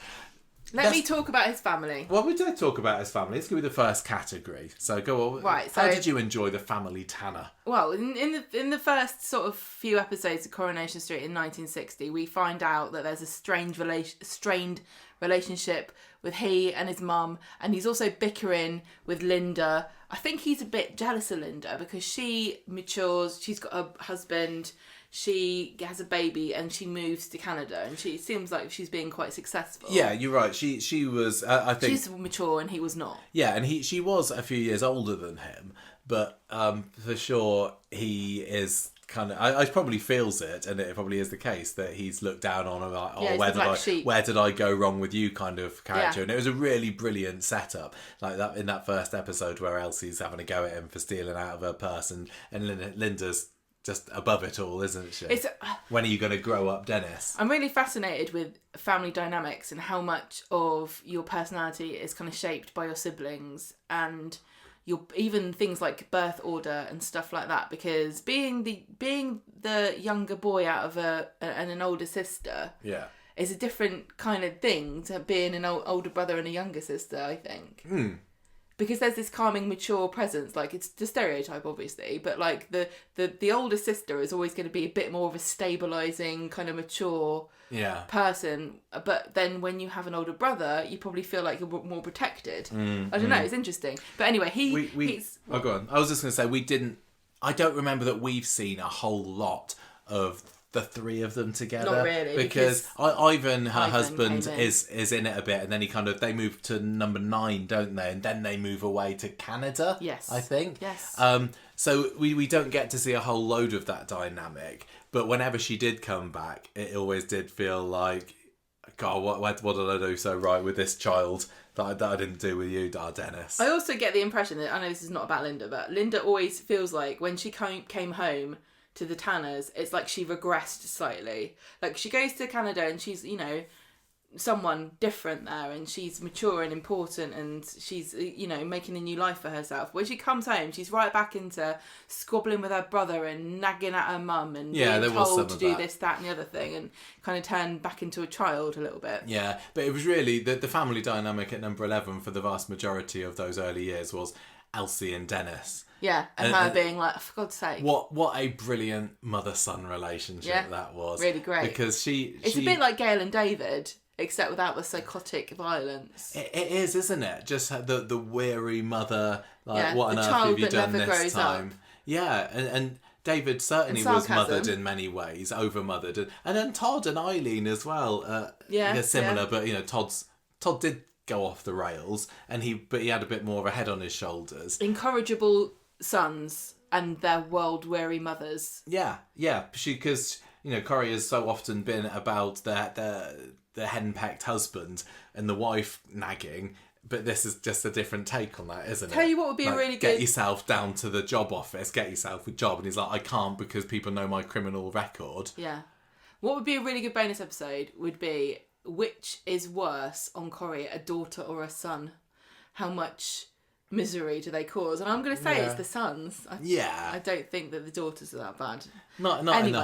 in the whole. But Dennis is pinching money from his mum's purse. He's having troubles trying to find a job. Yeah, he kind of gets involved a little bit in her love life as well, slightly, because she's...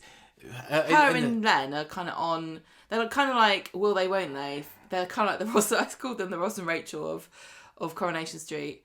I don't know enough about really how much they got together or not. No, it's still a bit of a blank for us from any our experience watching. But to a lot of people, I think a lot of people kind of viewed, if you were going to say who's the main character, I think Elsie and Len were pretty big names on Corrie that were single for a lot of the time. Yeah, but he does propose to her in 1963, doesn't he? And Dennis isn't happy at first, although then he encourages her to accept.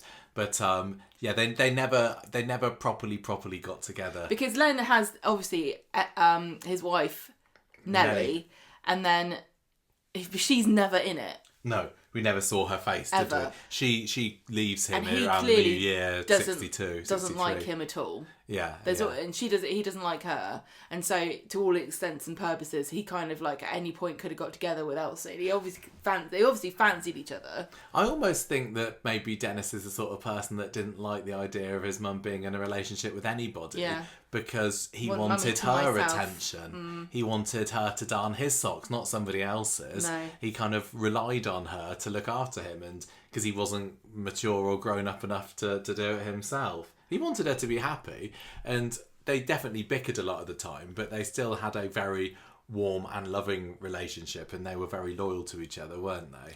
Yeah.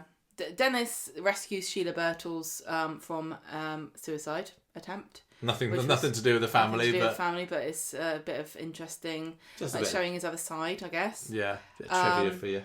In 1964, Elsie turns 41, but Dennis gives her a cake with 48 candles on it. What a card. He finds out that year that Elsie is working as a model for art students in an art school, and he's super embarrassed about this. And it gets really dramatic because the teacher who works there, who's called David, gets infatuated with Elsie, and he traps her in number 11 with his gun. And then he runs away, and Dennis has to comfort her. Yeah.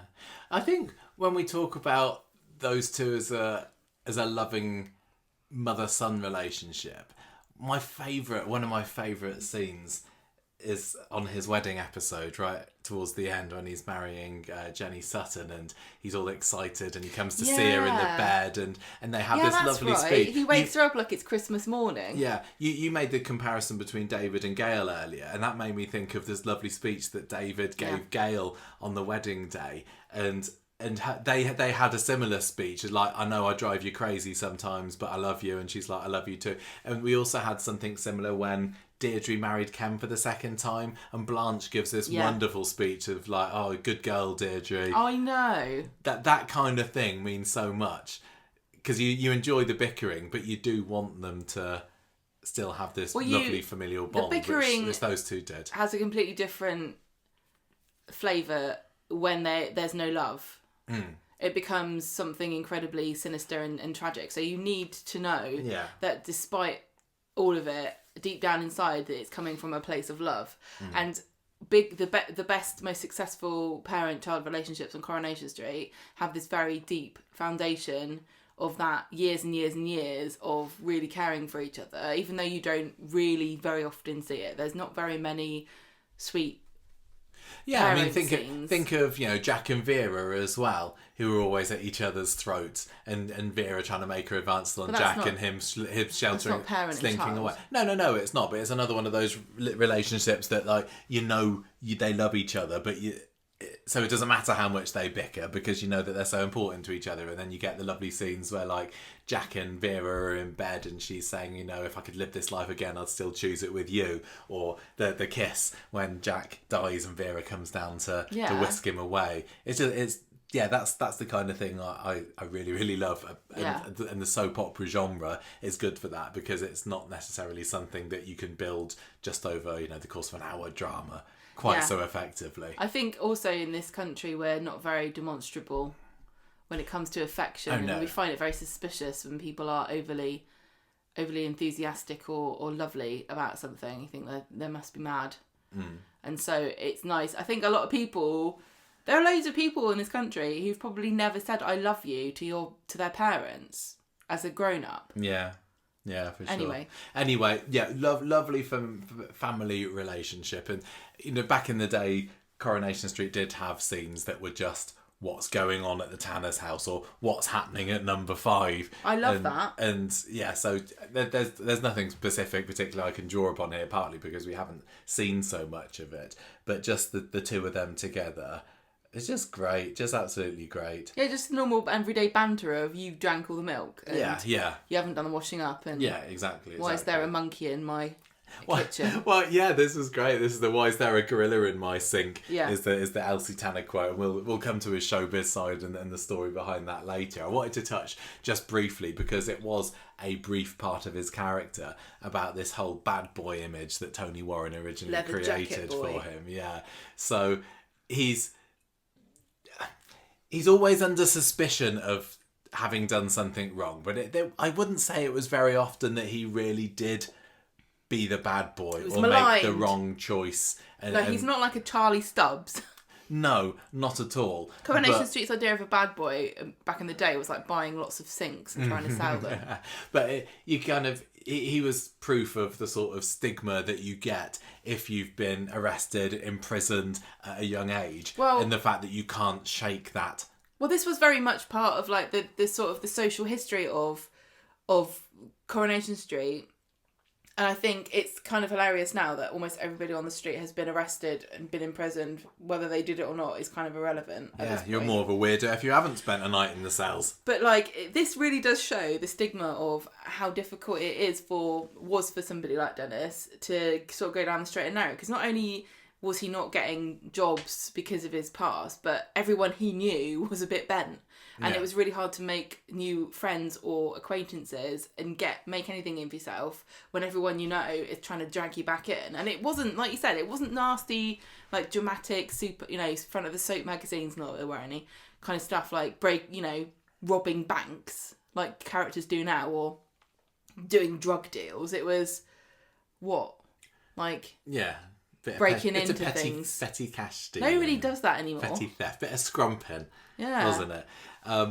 Yeah, you're right. So we see this in action. Well, not just in the first episode where Elsie's accusing him of taking money from the purse, but by the end of the month, December 1960, the very first month the show's on air, Dennis has been hauled into the police station again on suspicion of breaking and entering into a shop, but he swears he didn't do it. And he nearly runs away from Weatherfield, but luckily Harry Hewitt from number 7 mentions to Elsie that he remembers seeing Dennis at the dog track at the time, so saves his bacon. So yeah, he was always just had a head over one shoulder, thinking that the law were going to come after him. And yeah, like you said, he was very, very easily led, and this was the character direction that they took a swerve with. And they said, this is what he's not a bad lad at heart. He's just, Jed Stone. He told him to rob this newsagent, so he did it. And yeah. Also, back in the day, I mean, this still happens now, but there would have been a local bobby, and they would have known every family, and they would have gone, well, who do you think did this? It was probably Dennis Tanner. Yeah, go and have a word with that lad at number 11. Yeah. Exactly. I know he's been in prison. Yeah. I know that kid. He's probably the one that did it. A year later, literally a year to the month later, he's under suspicion of nicking again because £20 goes missing from the Rovers' till. And Dennis had been alone in the bar for a while that evening as well. And Annie Walker, who does look down her nose at the Tanners, doesn't she? Thinks, well, it's clearly Dennis. So she bars him from the pub, and then you get an early 1962. It's a feud. It was very kind of tense episodes, and kind of exciting to see who it was that had taken the money. It turns out that it was stuck behind the back of the till, wasn't there? And Annie's like very ashamed when she reaches behind it and finds it. Elsie gets her nose put out of joint because she can't believe that her son's being accused. I think she boycotts the Rovers, and then the money starts... Yeah, she starts encouraging everybody to boycott the Rovers. Annie and Jack are starting to feel the pinch, and Jack didn't, I don't think, approved of the way Annie handled it in the first place. And then it turns out she was wrong all along. Exactly. There's just very little criminal stuff, really. 1966, I found something. We've not seen this. because he's gone to Carlisle, comes back to Weatherfield in a couple of months later. He's in trouble because he owes some mobsters £94, so he's got involved in something dodgy over in Carlisle. Elsie gets him a job in the betting shop, but he ends up gambling his wages and loses. So it's kind of a war, and that's another like wah, wah, wah, wah, kind of. That's definitely the sort of thing that he would do. Yeah, for sure. Anyway, the thugs end up tracking down Elsie and Dennis and trap them inside. So there's another hostage situation there. Eventually, they relent when Len hands them the money, and Dennis has a job at the builder's yard to try and pay him back. But literally, there's so little criminal stuff in Dennis's life. But he had this reputation that he just couldn't shake, and the fact that he would, get in with weird novelty showbiz acts, and he was such a charmer, I think it was easy to suspect him. Yeah. Because it's like, what's going on behind that smile? But often it was just really genuine because he was a nice chap. He was always looking for a quick way to make money and like skip hard work. So that's why he got in trouble quite a lot. Yeah, he did. He wanted to get a quick buck, but he very rarely did anything completely against the law because of it. We find out that after he leaves Coronation Street in late 60s that he goes to prison again for some double glazing scam, I think it was. And it just to me doesn't ring true. Although, if you're going to have somebody... I think that was when he was in prison with Eddie Yates, I'm going to say. Or was Eddie in prison with Jed? I don't remember. But yeah, very little on the criminal side. What Dennis's true passion was showbiz. Yeah. And this is what we all remember Dennis for, and all the funny little capers that he got up to, because he wanted to see his name up there in lights, even if it's little lights underneath the main act, because he had these aspirations of becoming a big star. Well, he wanted to be a singer. Yeah. But he just didn't have the talent for it, did he? No. And we got to see a lot more of him behind the scenes. He was a talent scout. He was kind of like Alec Gilroy before Alec Gilroy, wasn't he? Alec Gilroy was a real sleazebag. We've seen early episodes of him in the 70s, and he's there schmoozing about the clubs with his horrible suit on and his cigar, and it's just dirty and grimy, and you just couldn't trust Alec, could you? Because he was always trying to pull a fast one. But Dennis, from what I've seen, really did just want to say, hey, let's entertain people. Let's be part of the fun. Yeah, exactly. I think... Was this on a DVD episode, or did we watch it on YouTube? Because we used to fill in the gaps with YouTube videos when we could find them during COVID. But I pretty much remember one episode when he decides to be a showbiz scout instead of being an act, because the guy who's interviewing him, or The Office, he's like, you get more money being a scout, and he's like, what? Okay. But anyway, so in the first year of the show, the final episode of the year, he gets a job at the front of house for the Orinoco Club, which you will remember as the stomping ground of one Rita Tanner. She mentioned it just recently, in fact, didn't she? So this was a bit of a seedy place. Singers, strippers, dancers. But Dennis, this is where his passion is aflamed, isn't it? We only get to see inside that club for 3 episodes, twice in 1961 and once in 1963. I do remember seeing it, though, because wasn't there a bit where Rita has to go at somebody? I can't remember whether that's Orinoco. There were a few clubs, weren't there? I think they were back in the day. I think that must have been one of the other ones. She said them all, didn't she, Rita, this week? Yeah. Orinoco, Zambezi. Maybe it was Zambezi where it's during that Hey Big Spender act, wasn't it? There was another one. Yeah, I don't remember. Anyway. Yeah, so he's working, doing the unsavoury jobs at the Orinoco Club. Well, cleaning no, he's toilets. not. I would have said the dancing was more unsavoury. Cleaning toilets is a good, honest job, Michael. I've done that. I've not done dancing with my boobs out, though.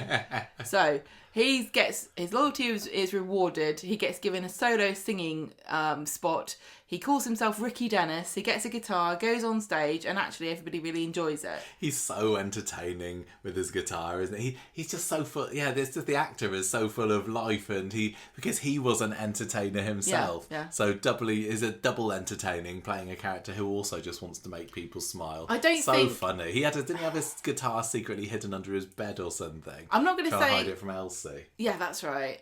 I don't think this type of person doesn't exist anymore. But I do think there are not very many opportunities to be this kind of person. Well, Britain's Got Talent has taken the lion's share. That's not what I'm talking about. I'm talking about somebody who is like a music hall entertainer from, you know, back in the 60s, you know, 50s, 60s, 70s, you know, that kind of variety act, all-round entertainer. You can sing, you can dance, you can be an MC. Glenda's like the nearest we got, and because she worked on the cruise ships, and I think that's the only place that kind of person exists now.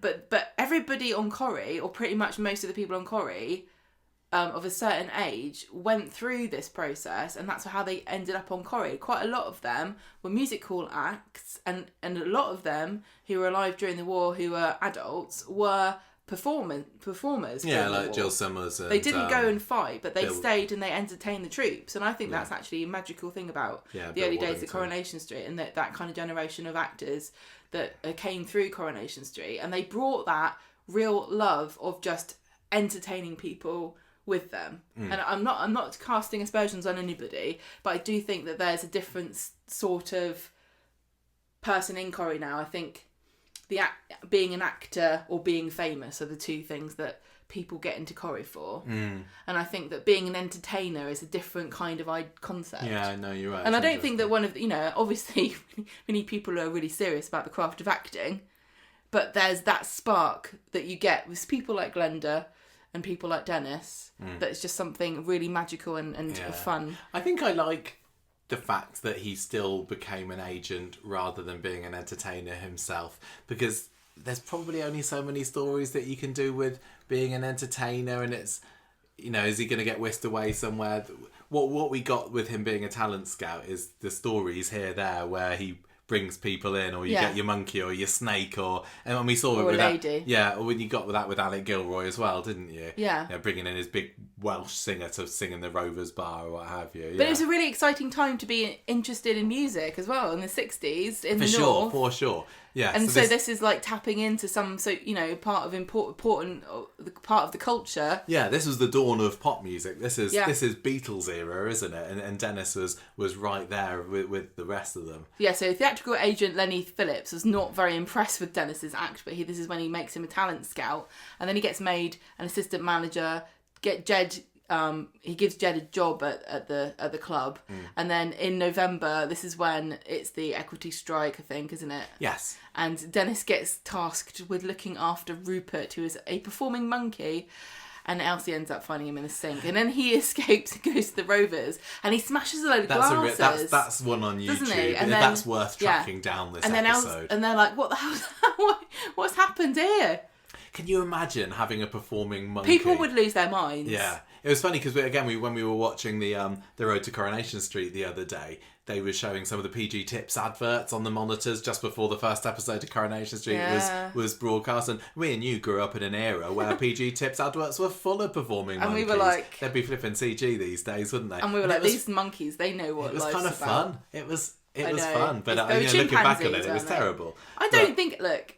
It's really bad to say, but I think those monkeys, there were worse things to do than drink tea. Yeah, but you got to track down this episode. It's the best. Chimpanzees, sorry. The main reason that you shouldn't work with chimpanzees is that they rip your face off. Because this chimpanzee, like, there are scenes of Dennis carrying this chimp around, and he's got his arms around him, hugging him, and then Elsie finds her in the sink, and then you get the scene towards the end of the episode where Jack and Annie are upstairs in the Rovers, and they hear a kerfuffle down in the bar, and Rupert's there sitting on Ina Sharple's chair with a bottle of stout or something. It's really funny, and they had to do this because, as you said, this was during the equity strike when there was only 12, 13 human actors that were left on the show, and they had to fill the gaps somewhere. Did Philip Lowrie talk about working with animals on that? I don't think he did. No, I don't think he did. I would have loved to have asked him about that. It's at times of desperation where you're forced to be creative. Yeah. And this was some of the best stuff that came out of it. There were some really weird episodes during that equity strike period, weren't there? Do you know what I say about working with apes? What do you say? Nope. No? Nope. Nope. Nope. 1962, Okay. another classic episode. This is the Blue Streak Rockets. This is the water lion, the sea lion episode, isn't it? Well, he's supposed to be organising a charity concert for the over 60s. Yeah. The Blue Streak Rockets get banned from performing by the police. These are some dancing ladies. Yeah. They've had an act on in a few other theatres around the country where they've just been banned for being too raunchy. Morality police are like, no, this is Britain. Yeah. So the other main act's transport breaks down on the way to the mission. So he's got to cancel this concert, and now he's got to find somewhere to put the acts, who are the lovely ladies, and also 2 performing sea lions. And they all end up in the Rovers. And I think Jack and Annie go out for a meal. Yeah, I think Dennis thinks that they're away for longer, and they come back. And then Annie goes into the bathroom, comes back out, goes, Jack! So funny, it's so funny. Oh my goodness. Those Blue Street Rockets didn't actually appear in the episode because, again, it was during the strike, so they were talked about, but never seen. So weird, because in my head I think I can see what they look like. And then during the episode, you got Dennis completely aflap because his planned concert spectacular for the over 60s is going completely Pete Tong, and he's there behind the curtain, and you can hear the noise of the crowd the other side of the curtain. But obviously there's nobody there. It was quite an ambitious episode to have, considering the cast was so small. Well, they definitely had sea lions. You got to watch that. It was the best. It was brilliant. Right, and sea lions in the bath, proper classic Corrie moment. That was the last time we saw Dennis for a bit. Yeah, that was his final episode before going off. And when we were watching some of those, it's like, is he not in it anymore? But yeah, that was his final appearance. The shame of the failed concert made him head down south to London. Well, the story was he goes to open a new talent agency in London with Lenny Phillips. Mm-hmm. So over the summer he sets up in 1963 Tanner Enterprises and starts to audition showbiz acts. Yeah, this is his story when he returns to the programme. And then he finds Brett Falcon, aka Walter Potts, the singing window cleaner. We've seen bits of Brett Falcon on the DVDs, haven't we? Yeah. I love this story because he was like a real life pop star who played himself kind of in the show. It's weird. This is fourth wall breaky, isn't it? This is like, if Corrie did this now, people would be fuming because it kind of launched this real career. I can't remember what the actor was called, no. But the character was Walter Potts, but his showbiz persona, he was rechristened as Brett Falcon. I think it was probably Dennis that came up with that name, because Walter Potts isn't really a pop star name, is it? No, Dennis needs this to work because he gets 40% of everything that Brett Falcon earns, and he ends up moving in with number 11, but they kick him out because he's too loud. Everyone loves him, and then in real life, Not Too Little, Not Too Much, the song that Walter records in November in the show, gets released in real life and gets to number 17 in the charts. Yeah, I just can't imagine it. And wasn't there a character scene having a song that is promoting a real life single? There's a scene where he's mobbed by these teenage girls, and they had to build the set, didn't they? And I think that was early '64. They didn't have actually a tall enough outdoor set, did they? No. And so either they had to build a bit more, or they couldn't put the camera higher than a certain level. I think that the story, weird. I can't remember, I think the story with this was it was one of the first times that they actually filmed outside. They had to move some of the indoor sets outdoors so that they could have the full length of the street. Didn't they put it in a car park or something? Yeah, I think they did. They're like, it was Brett proper Falcon. Beatles mania. Yeah. And Dennis is there cashing it in. You just imagine the people at Granada going, look, if we can get a tiny amount of this Beatles cash. Yeah. Let's do it. It's so funny. That was really capturing the zeitgeist, wasn't it? But sadly, Walter ends up moving down to London himself because the agreement that he agreed with Dennis was not signed at all. It was just like a gentleman's agreement of I'll be your agent, and then somebody comes and poaches him. And Dennis is like, oops. I suppose I'd better let you go then. So that's the end of that little saga.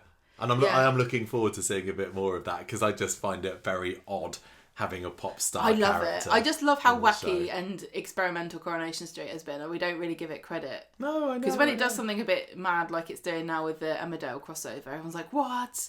How weird. But they certainly would have done this back in the day if they'd had the chance. I think they probably would. Yeah, they would have done. Yeah. Anyway, at the end of the year, Dennis arranges a This Is Your Life tribute for Annie Walker, and that's when Billy and Joan, her children, come back. And Esther Hayes Esther Hayes, well. yeah. So hello, I'm still in the pro. Because Esther Hayes was Yeah, she moves to an efficiency flat. I never liked Esther Hayes. You're a bit more fond of her, but yeah, she came back for this. Anyway, that was just I loved how there was somebody who would put on these acts, and Corrie was always doing one theatrical thing or another, weren't they? Like the Christmas pantos, and Dennis being there to charm the crowds and Dennis, put it all together. There is a little bit of him in Glenda. Yeah. Dennis cobbles everything together with this desperate enthusiasm. Yes. That the energy just bobs you along with him. Mm. Yeah, and you kind of think it's funny when it goes wrong, but then you feel sorry for him as well. Yeah. But not really that much. And he's just the kind of character that you really, really want to succeed. Yeah, you're rooting for him. Yeah. I think Glenda does more things right. I think Glenda's less likely for things to go wrong. She is not half as hapless as Dennis is. Yeah. So anyway, Annie doesn't like this very much because one of the stories that comes out is that she was Lady Godiva in a parade 30 years before. Just wearing a body stocking, I think. Oh, dearie me. So Dennis gets sacked at the end of the year because he didn't get enough bookings over Christmas. And sad. Yeah, the boss's nephew at the place where he's working arrives to take over his job. So that's the end of that. 1964, the house is besieged by Walter Potts fans, or Brett Falcon fans. Oh yeah, that's right. Walter comes still back in 1964, wasn't he? And yeah. Dennis has to smuggle him out of the house and to do a national tour, and also to go to Cannes. Cannes. Not Cannes. That's different. I've been to both. You've not been to Cannes? Yes, I have. Walter is so grateful. He sends Dennis to collect your award. Enough money to install a new bathroom. Yeah. At the house. Fun. Probably because he found it a bit. Yeah, that was kind of the end of his showbiz career, really, with Walter Potts. So it is kind of fun that he brought it back in 2013. We saw it with Alec as well. That variety act just stopped happening. It wasn't. It doesn't happen from the 80s onwards. Was it? I mean, there are certain places, obviously, where you've got circuits of these things. I don't think it exists that much down south. I think it's. Is it more a norm? No, I think that there are definitely clubs and venues up north where you still get like tribute acts and comedy acts and variety acts. Not so. I've never seen anything like it down here. I've not looked, but I've certainly seen adverts for it up north. Yeah. But anyway, Dennis goes and he works for like Heidi High. Yeah, he does have a holiday camp job at some point. Yeah, but that wasn't the only work that he got, because in the vein of some of the best Corrie scroungers, he did jump from job to job during his time in Coronation Street. Haplessly. He never settled in the same place of work because he probably usually did something that made him get fired. Yeah, so there's a few things that he does. Like it's jobs.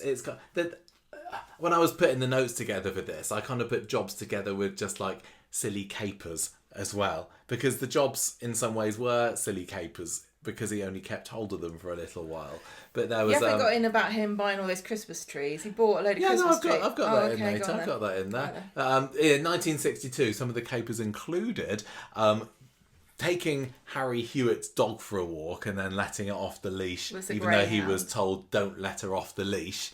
There was a scene that's not available on YouTube. It sounds hilarious, where he is unfreezing the pipes at Minnie Caldwell's house with a blowtorch over a particularly sharp freeze early on in the year, and he ends up bursting the pipes and then water sprays everywhere. That sounds hilarious.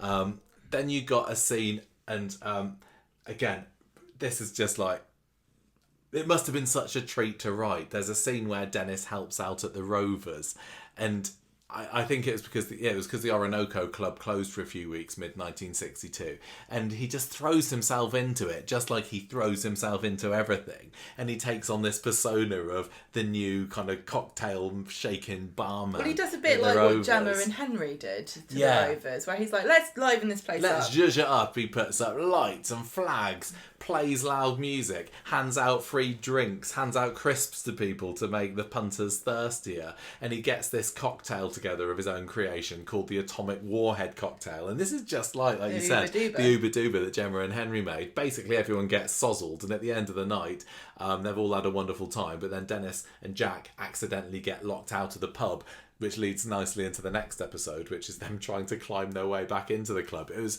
just such a... They get locked out. They get locked out of the pub, then they have to try and climb back in, and they're carrying a ladder down the street. He smashes a window. Just fun, kind of single episode. Silly caperings. Yeah, it's not Bobbins. Bobbins gives it a negative connotation. I don't think Bobbins is always bad. Yeah. He gets a job at Amalgamated Steel in 1964. Like yeah, that Amalgamated Steel doesn't sound like a nice place to work, because Ken lasted about a week or two there, didn't he, in 1962? And I can't remember why he left in the end. Was it? He doesn't want that kind of work. I thought it was that he didn't like some of the office banter there. I thought he had to do something horrible, like make someone redundant. Oh yes, I think maybe he did. Yeah, he had to make someone redundant, so he left. Dennis went to this business as well. He hated it so much because his workmates were continually playing pranks on him, so he deliberately gets himself sacked by taking the blame for a crate that gets smashed. Luckily though, he does get his job back at the club after that, so it's only a short one. And Amalgamated Steel does still exist in 2025 in the world of Weatherfield, doesn't it? Because there is a advert for it up in the precinct, and it was a nice idea from one of the designers there when they were putting that set together, and they needed a business to have on it, and some bright spark said, "Oh, how about Amalgamated Steel?" So been brought back again. Love it. You got hairdressing is another career from Dennis. I completely forgot it. Did you remember? David. Did you remember? Yeah, like David again. No, I didn't remember this. So that feels like quite a good career for him, because he liked to talk and he liked to get to know people, and he was very cheery and charming. Wanted to be creative. Yeah, exactly. So he kind of shadows Val Barlow at her salon for a little bit, which ends up with Lucille getting her hair accidentally dyed blonde.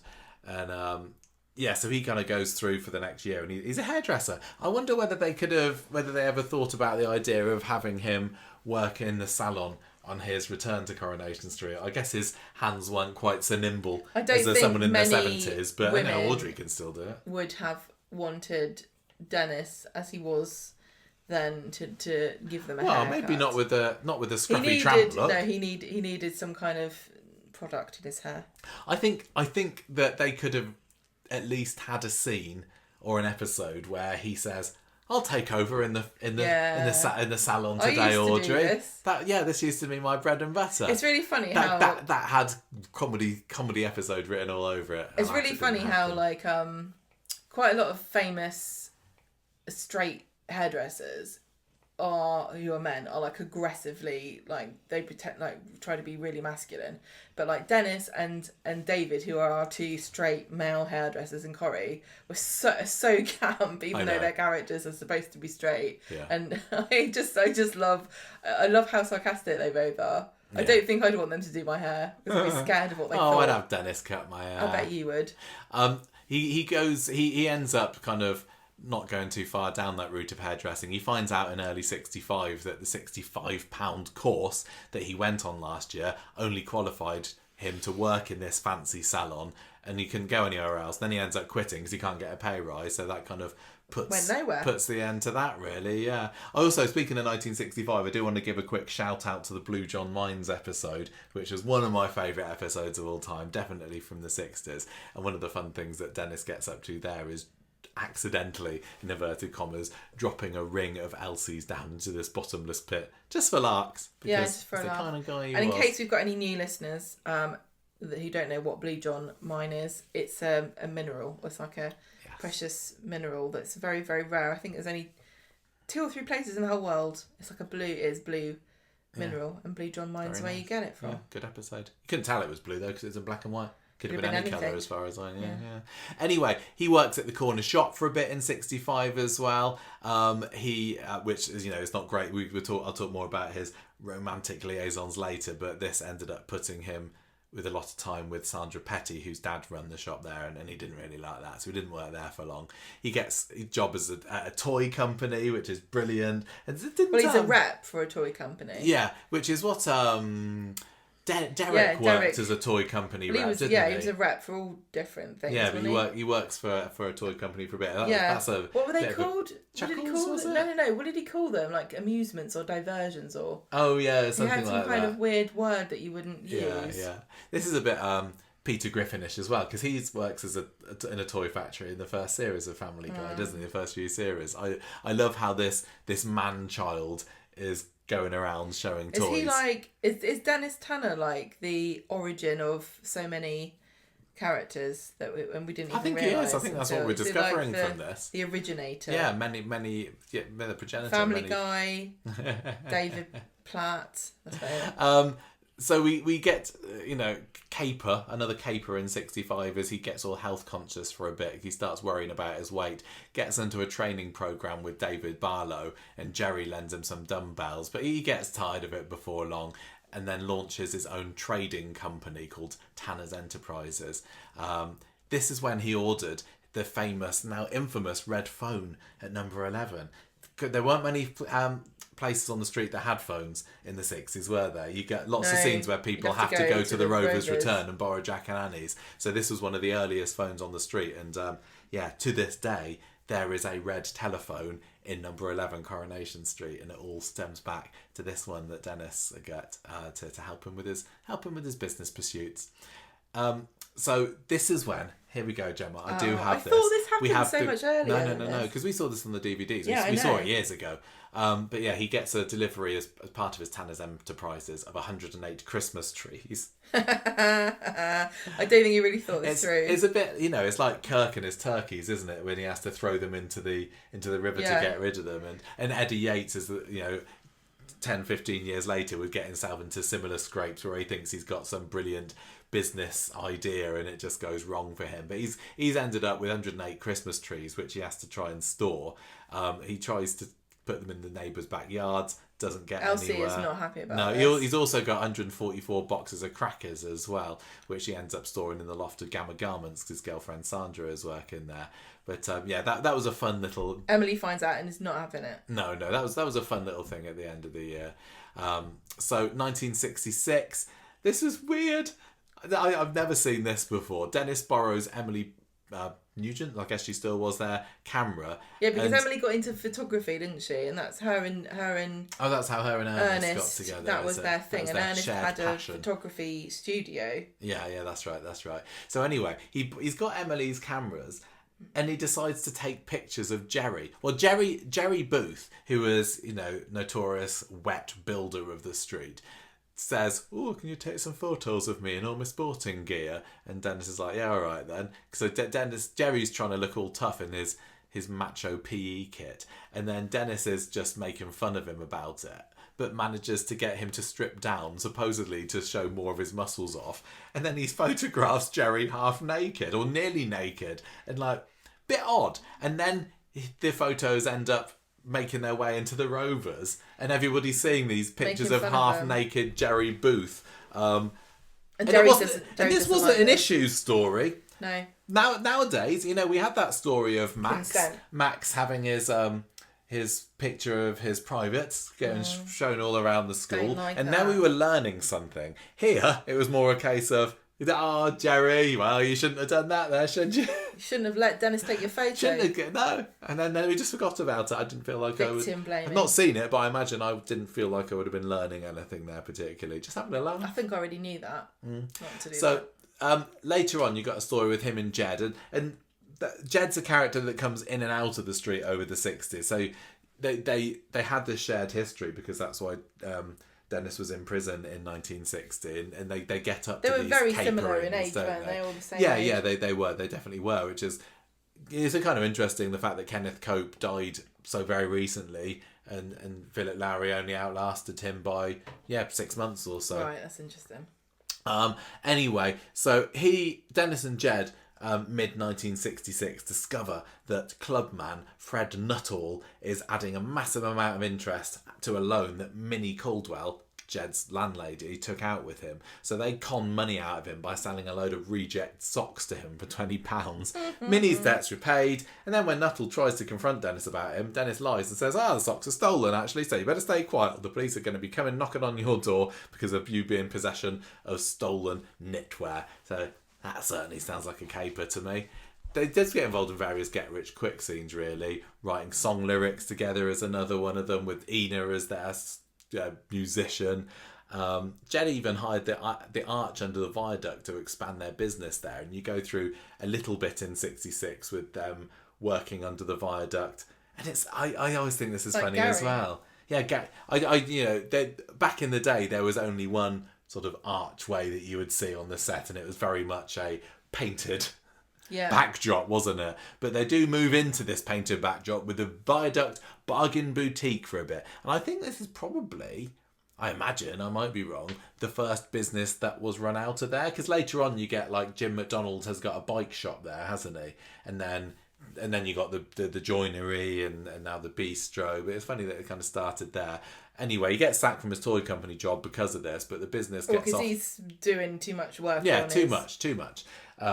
It doesn't go very well anyway. Minnie Caldwell is revealed to be the special celebrity guest who's opening it on the first day. Nobody buys anything. And then they realise they're supposed to have got planning permission, so it just all collapses within a week. This is the issue, storyline. Yeah, that was. This is a PSA about make sure you get planning permission. Yeah, for sure.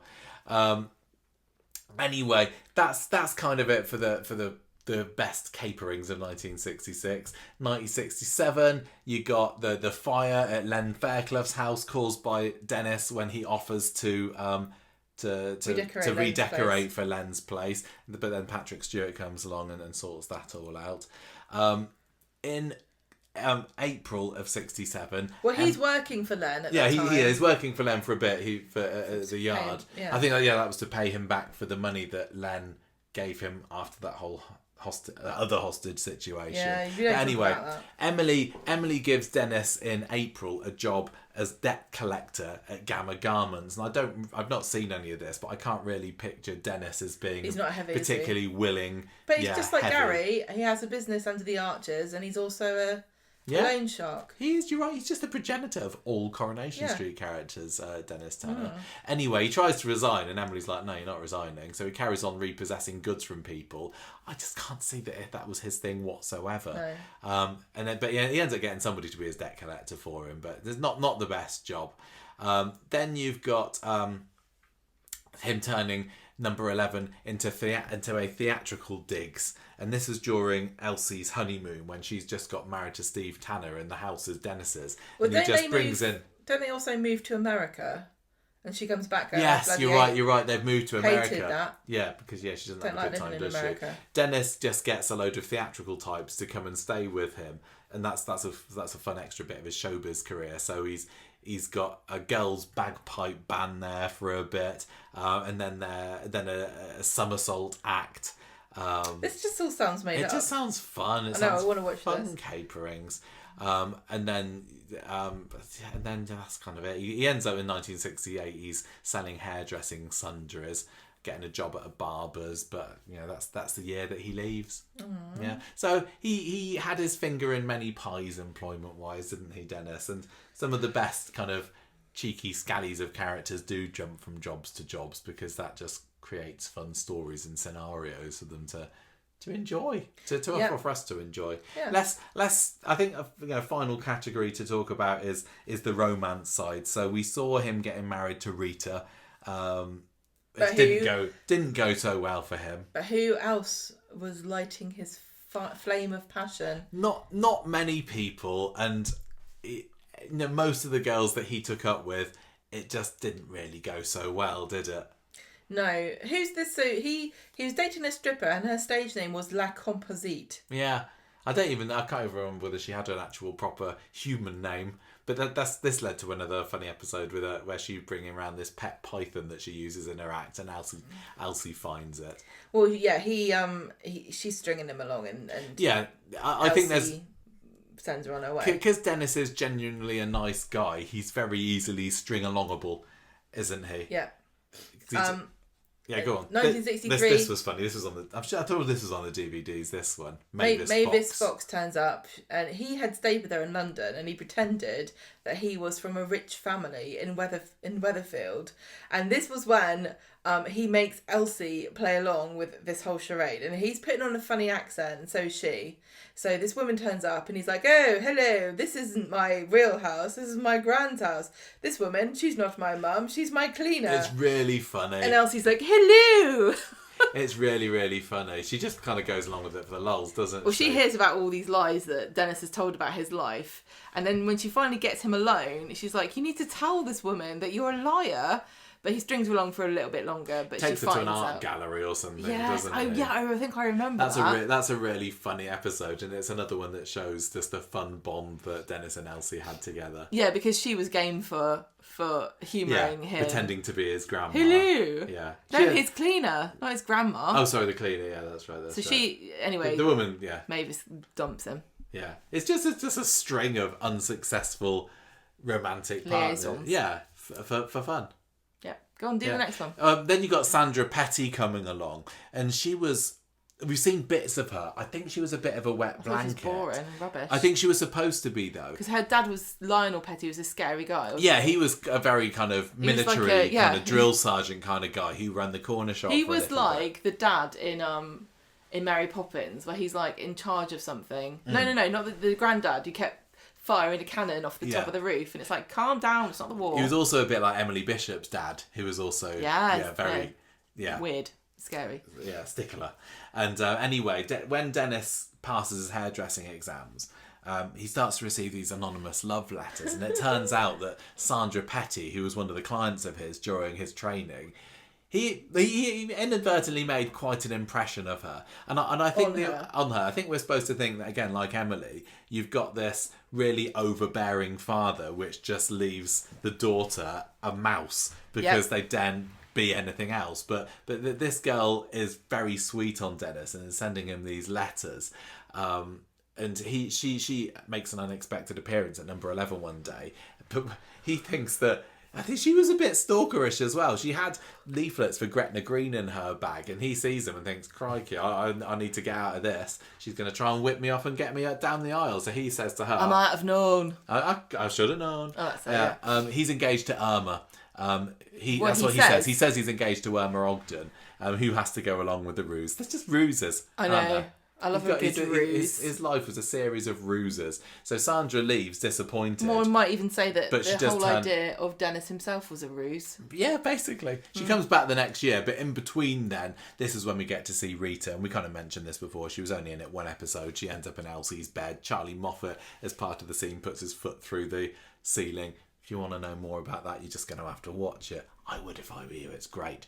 So, more lady trouble for Dennis in the beginning of 1965. He thinks he's hit the jackpot by wooing this wealthy hairdressing client of his called Carrie Critchley. No relation to Aidan Critchley, I assume. Well, we don't know, do we? No.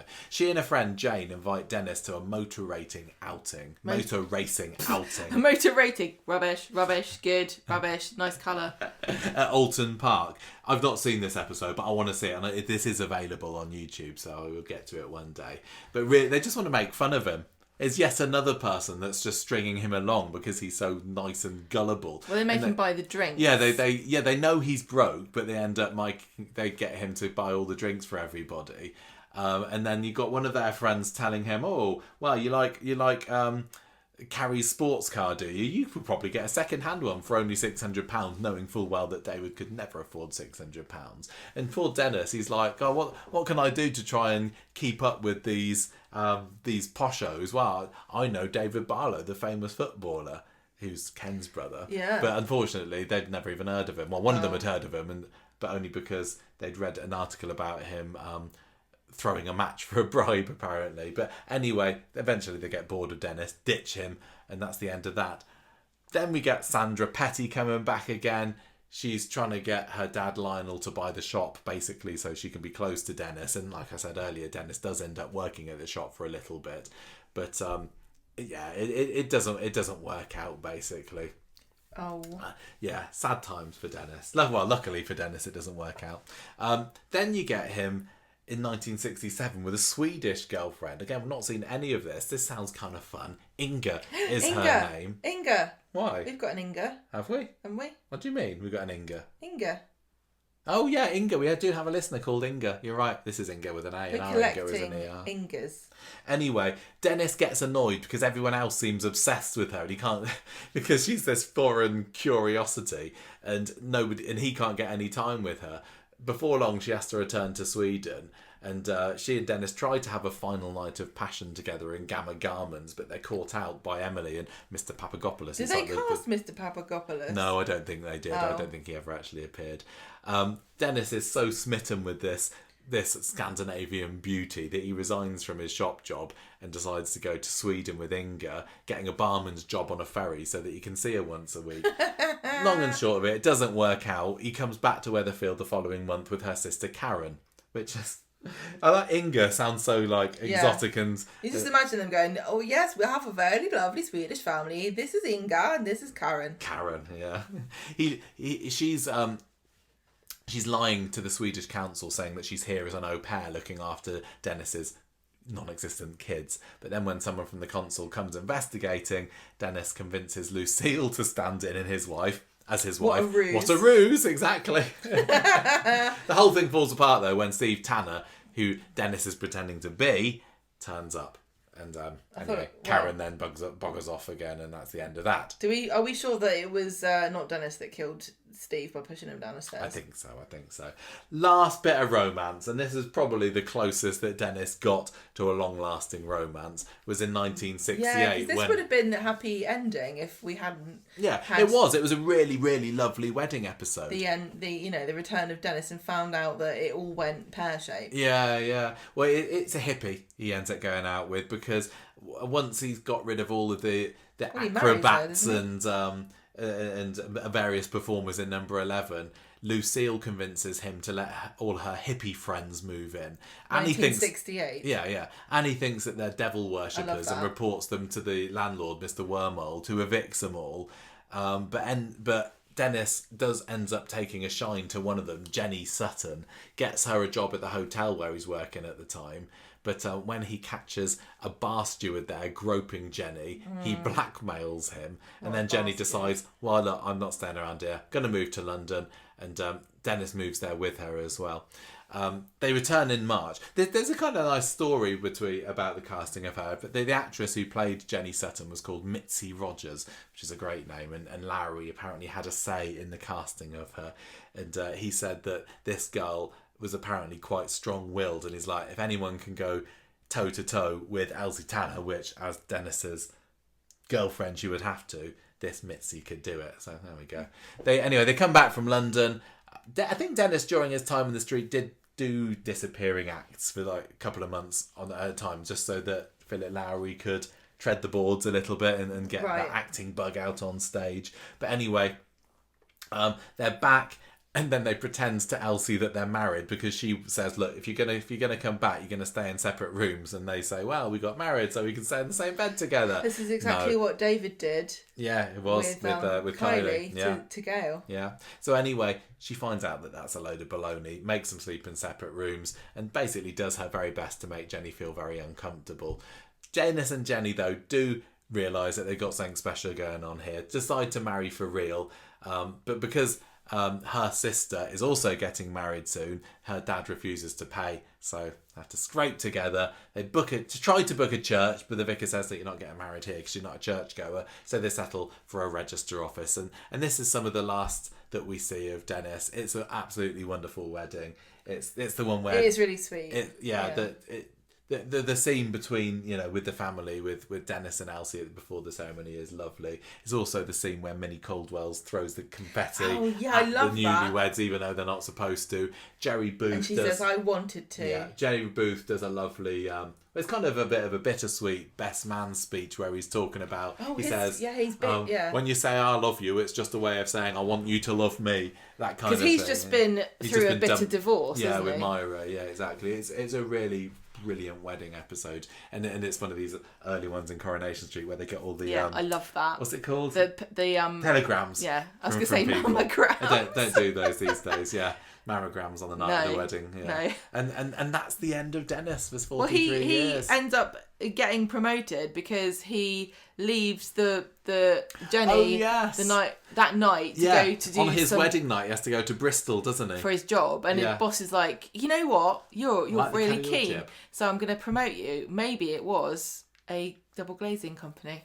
I don't know. I mean, we know that 5 years later in 1973, this is when we've heard he's been in prison for a double glazing scam, and Elsie goes and visits him, and that's when she has a fall over. I can't remember what storyline tied into, but she has a fall in London. But we don't get to see Dennis there at all. You get hit by a taxi? Something like that. Apparently in the epic novel of Coronation Street, they flesh out that scene a little bit more. But anyway, we learn that by then him and Jenny's marriage has already broken down.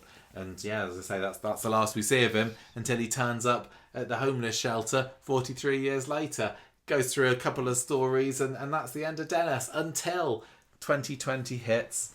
10,000th episode, and oh my gosh, there's some things that I'll just never forgive Coronation Street for, and what they did to Dennis at the end is really one of them, isn't it? It was a shocking, Dennis, shocking thing that he did. Rita and Dennis are divorced, and then we find out from a letter that he had dementia and he's died. Yeah, I think it was supposed to be Linda that wrote this letter to Rita saying, yeah, he's developed dementia. So he's died, sends him. Here's his ashes. Yeah. Please, can you take them to Blackpool? Because Blackpool was such an important part of his life. I know. If you notice, we don't think we've mentioned Blackpool throughout this whole 2+ hour character profile. I mean, it's apparently he wanted to be scattered there. It's sort of implied that the entertainment industry kind of was quite. It was quite important, Blackpool, to it, but yeah, he never went there. I would have made a deal about it, but they wanted a reason to have all the women of Coronation Street go on a coach trip, didn't they? They could have gone to London because he did go and live in London, or they could have gone to Bristol because he did live in Bristol. I just like the idea of him being scattered at number 11. If that's where he was born, it would have been quite. I mean, I don't think Eileen would have particularly enjoyed having that happen. But no, he got run over in an anonymous car park in the middle of wherever, I can't remember. We did go there. It was just on the way to Blackpool. Yeah, we've been there for real. And the urn gets put on the floor and an ambulance comes and runs over it, and he just gets scattered across the car park, and it's just totally disrespectful, and I hate it. Yeah. It's such... my headcanon is that it was another ruse. Dennis is still... I just want to think that... off scamming somewhere. I don't know what they did to him, because... You know, when he left in 2014 and he was punching Norris and what have you and running off with Gloria Price a few months before, it was like they were saying, yeah, he's a villain, and he was never a villain. I know, but he was a bit of a cheeky chappie and a Jack the Lad and a bit of a scally, but he wasn't a bad character, and they made him one at the end. And the final ending he got with his ashes being breezed about an anonymous car park is just like saying, ha, that's what you get if you're a wrong on Coronation Street, because that's what happened to Pat Phelan's ashes in the end, didn't they? They got scattered around or thrown in a bin or something. Baddie, your corpse will be desecrated. Yeah, basically. But he wasn't a baddie. Dennis wasn't a baddie. This was not a fitting... It was just a totally unfitting. This character was a Coronation Street original, the first man to ever appear on Coronation Street, and they just say, not showing him one jot of respect. But hopefully we've done that with this character profile / tribute. And anyone, if you've not really seen much of Dennis in the early years, I would urge you, go back and watch some of those episodes. Watch the Blue John Mine episode, watch the wedding episode, watch the Blue Rockets Sea Lion episode.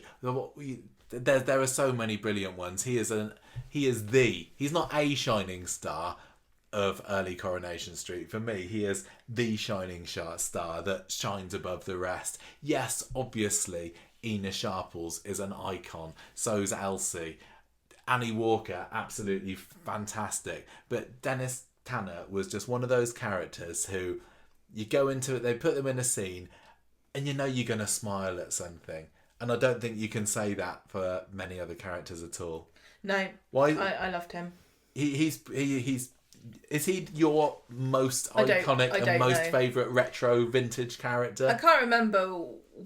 We've done so many top fives of people, and I can't remember if you've ever done an ultimate top five. But yeah, we did. Did he go through the Corrie Eliminator? Yes, yeah, we put him through. Well, we're going to find out. We're going to find out very soon when we have to do our grand finale of the Corrie Eliminator. That's going to be very difficult. It's making me feel tired. But yeah, what a character, what an icon. I feel a little bit sad that he's not up there with the big names of Coronation Street, is he? You know, when you say to somebody, you know, name a character from Corrie's golden vintage era of the 60s, you're going to get Hilda, you're going to get Elsie, you're going to get Jack and Annie. Yeah. You're going to reel off, most people will reel off a whole stream of characters, and they probably would never even think to mention Dennis Tanner, but they should, because he made he helped make classic Coronation Street just a brilliant program. And in an era of amazingly strong female characters, he held his own against them, didn't he? Yeah, absolutely. I think it's difficult to get remembered in Coronation Street. It's more difficult to be remembered if you're a male character than a female character. But he is more memorable than, say, Harry Hewitt, or maybe even Jack Walker. I don't know. The men just kind of got dominated by the women, and I think that's as it should be. But yeah, you got to remember Dennis Tanner as well. And I like how Coronation Street put a little tribute up to him at the end of an episode a couple of weeks ago, even if it kind of killed the mood of the scene that preceded it. But I think, sadly, he's destined to fade in the memories of Coronation Street fans. But no, he won't. Get yourself on YouTube and watch a Dennis Tanner episode. Yeah. Go and do it. Do it. If anything we've said has inspired you, I mean, as I said, we're not all available on YouTube, but they're easy to find. Or even if you know that he's great, maybe go and watch them anyway. Yeah. Anyway, R.I.P. Philip Lowrie. Sad we didn't get you on the podcast for an interview, but do go and listen to the Distinct Nostalgia interview of him if you haven't heard it already. It's a really cracking listen. And that ends our tribute to you. Any final words, Gemma? No. That's it. That's it. Gemma's just too cut up about the fact that it's all over, isn't she? Yeah. And we're also going to go and have our tea now. Yes. So many of our podcast episodes, it's like, anyway, and then we're going to have home and and had our tea. So thanks, Philip, for all the laughs. Yeah. And goodbye, everybody. Bye. Hope you enjoyed listening to this, and we will see you next time. Ta-ra.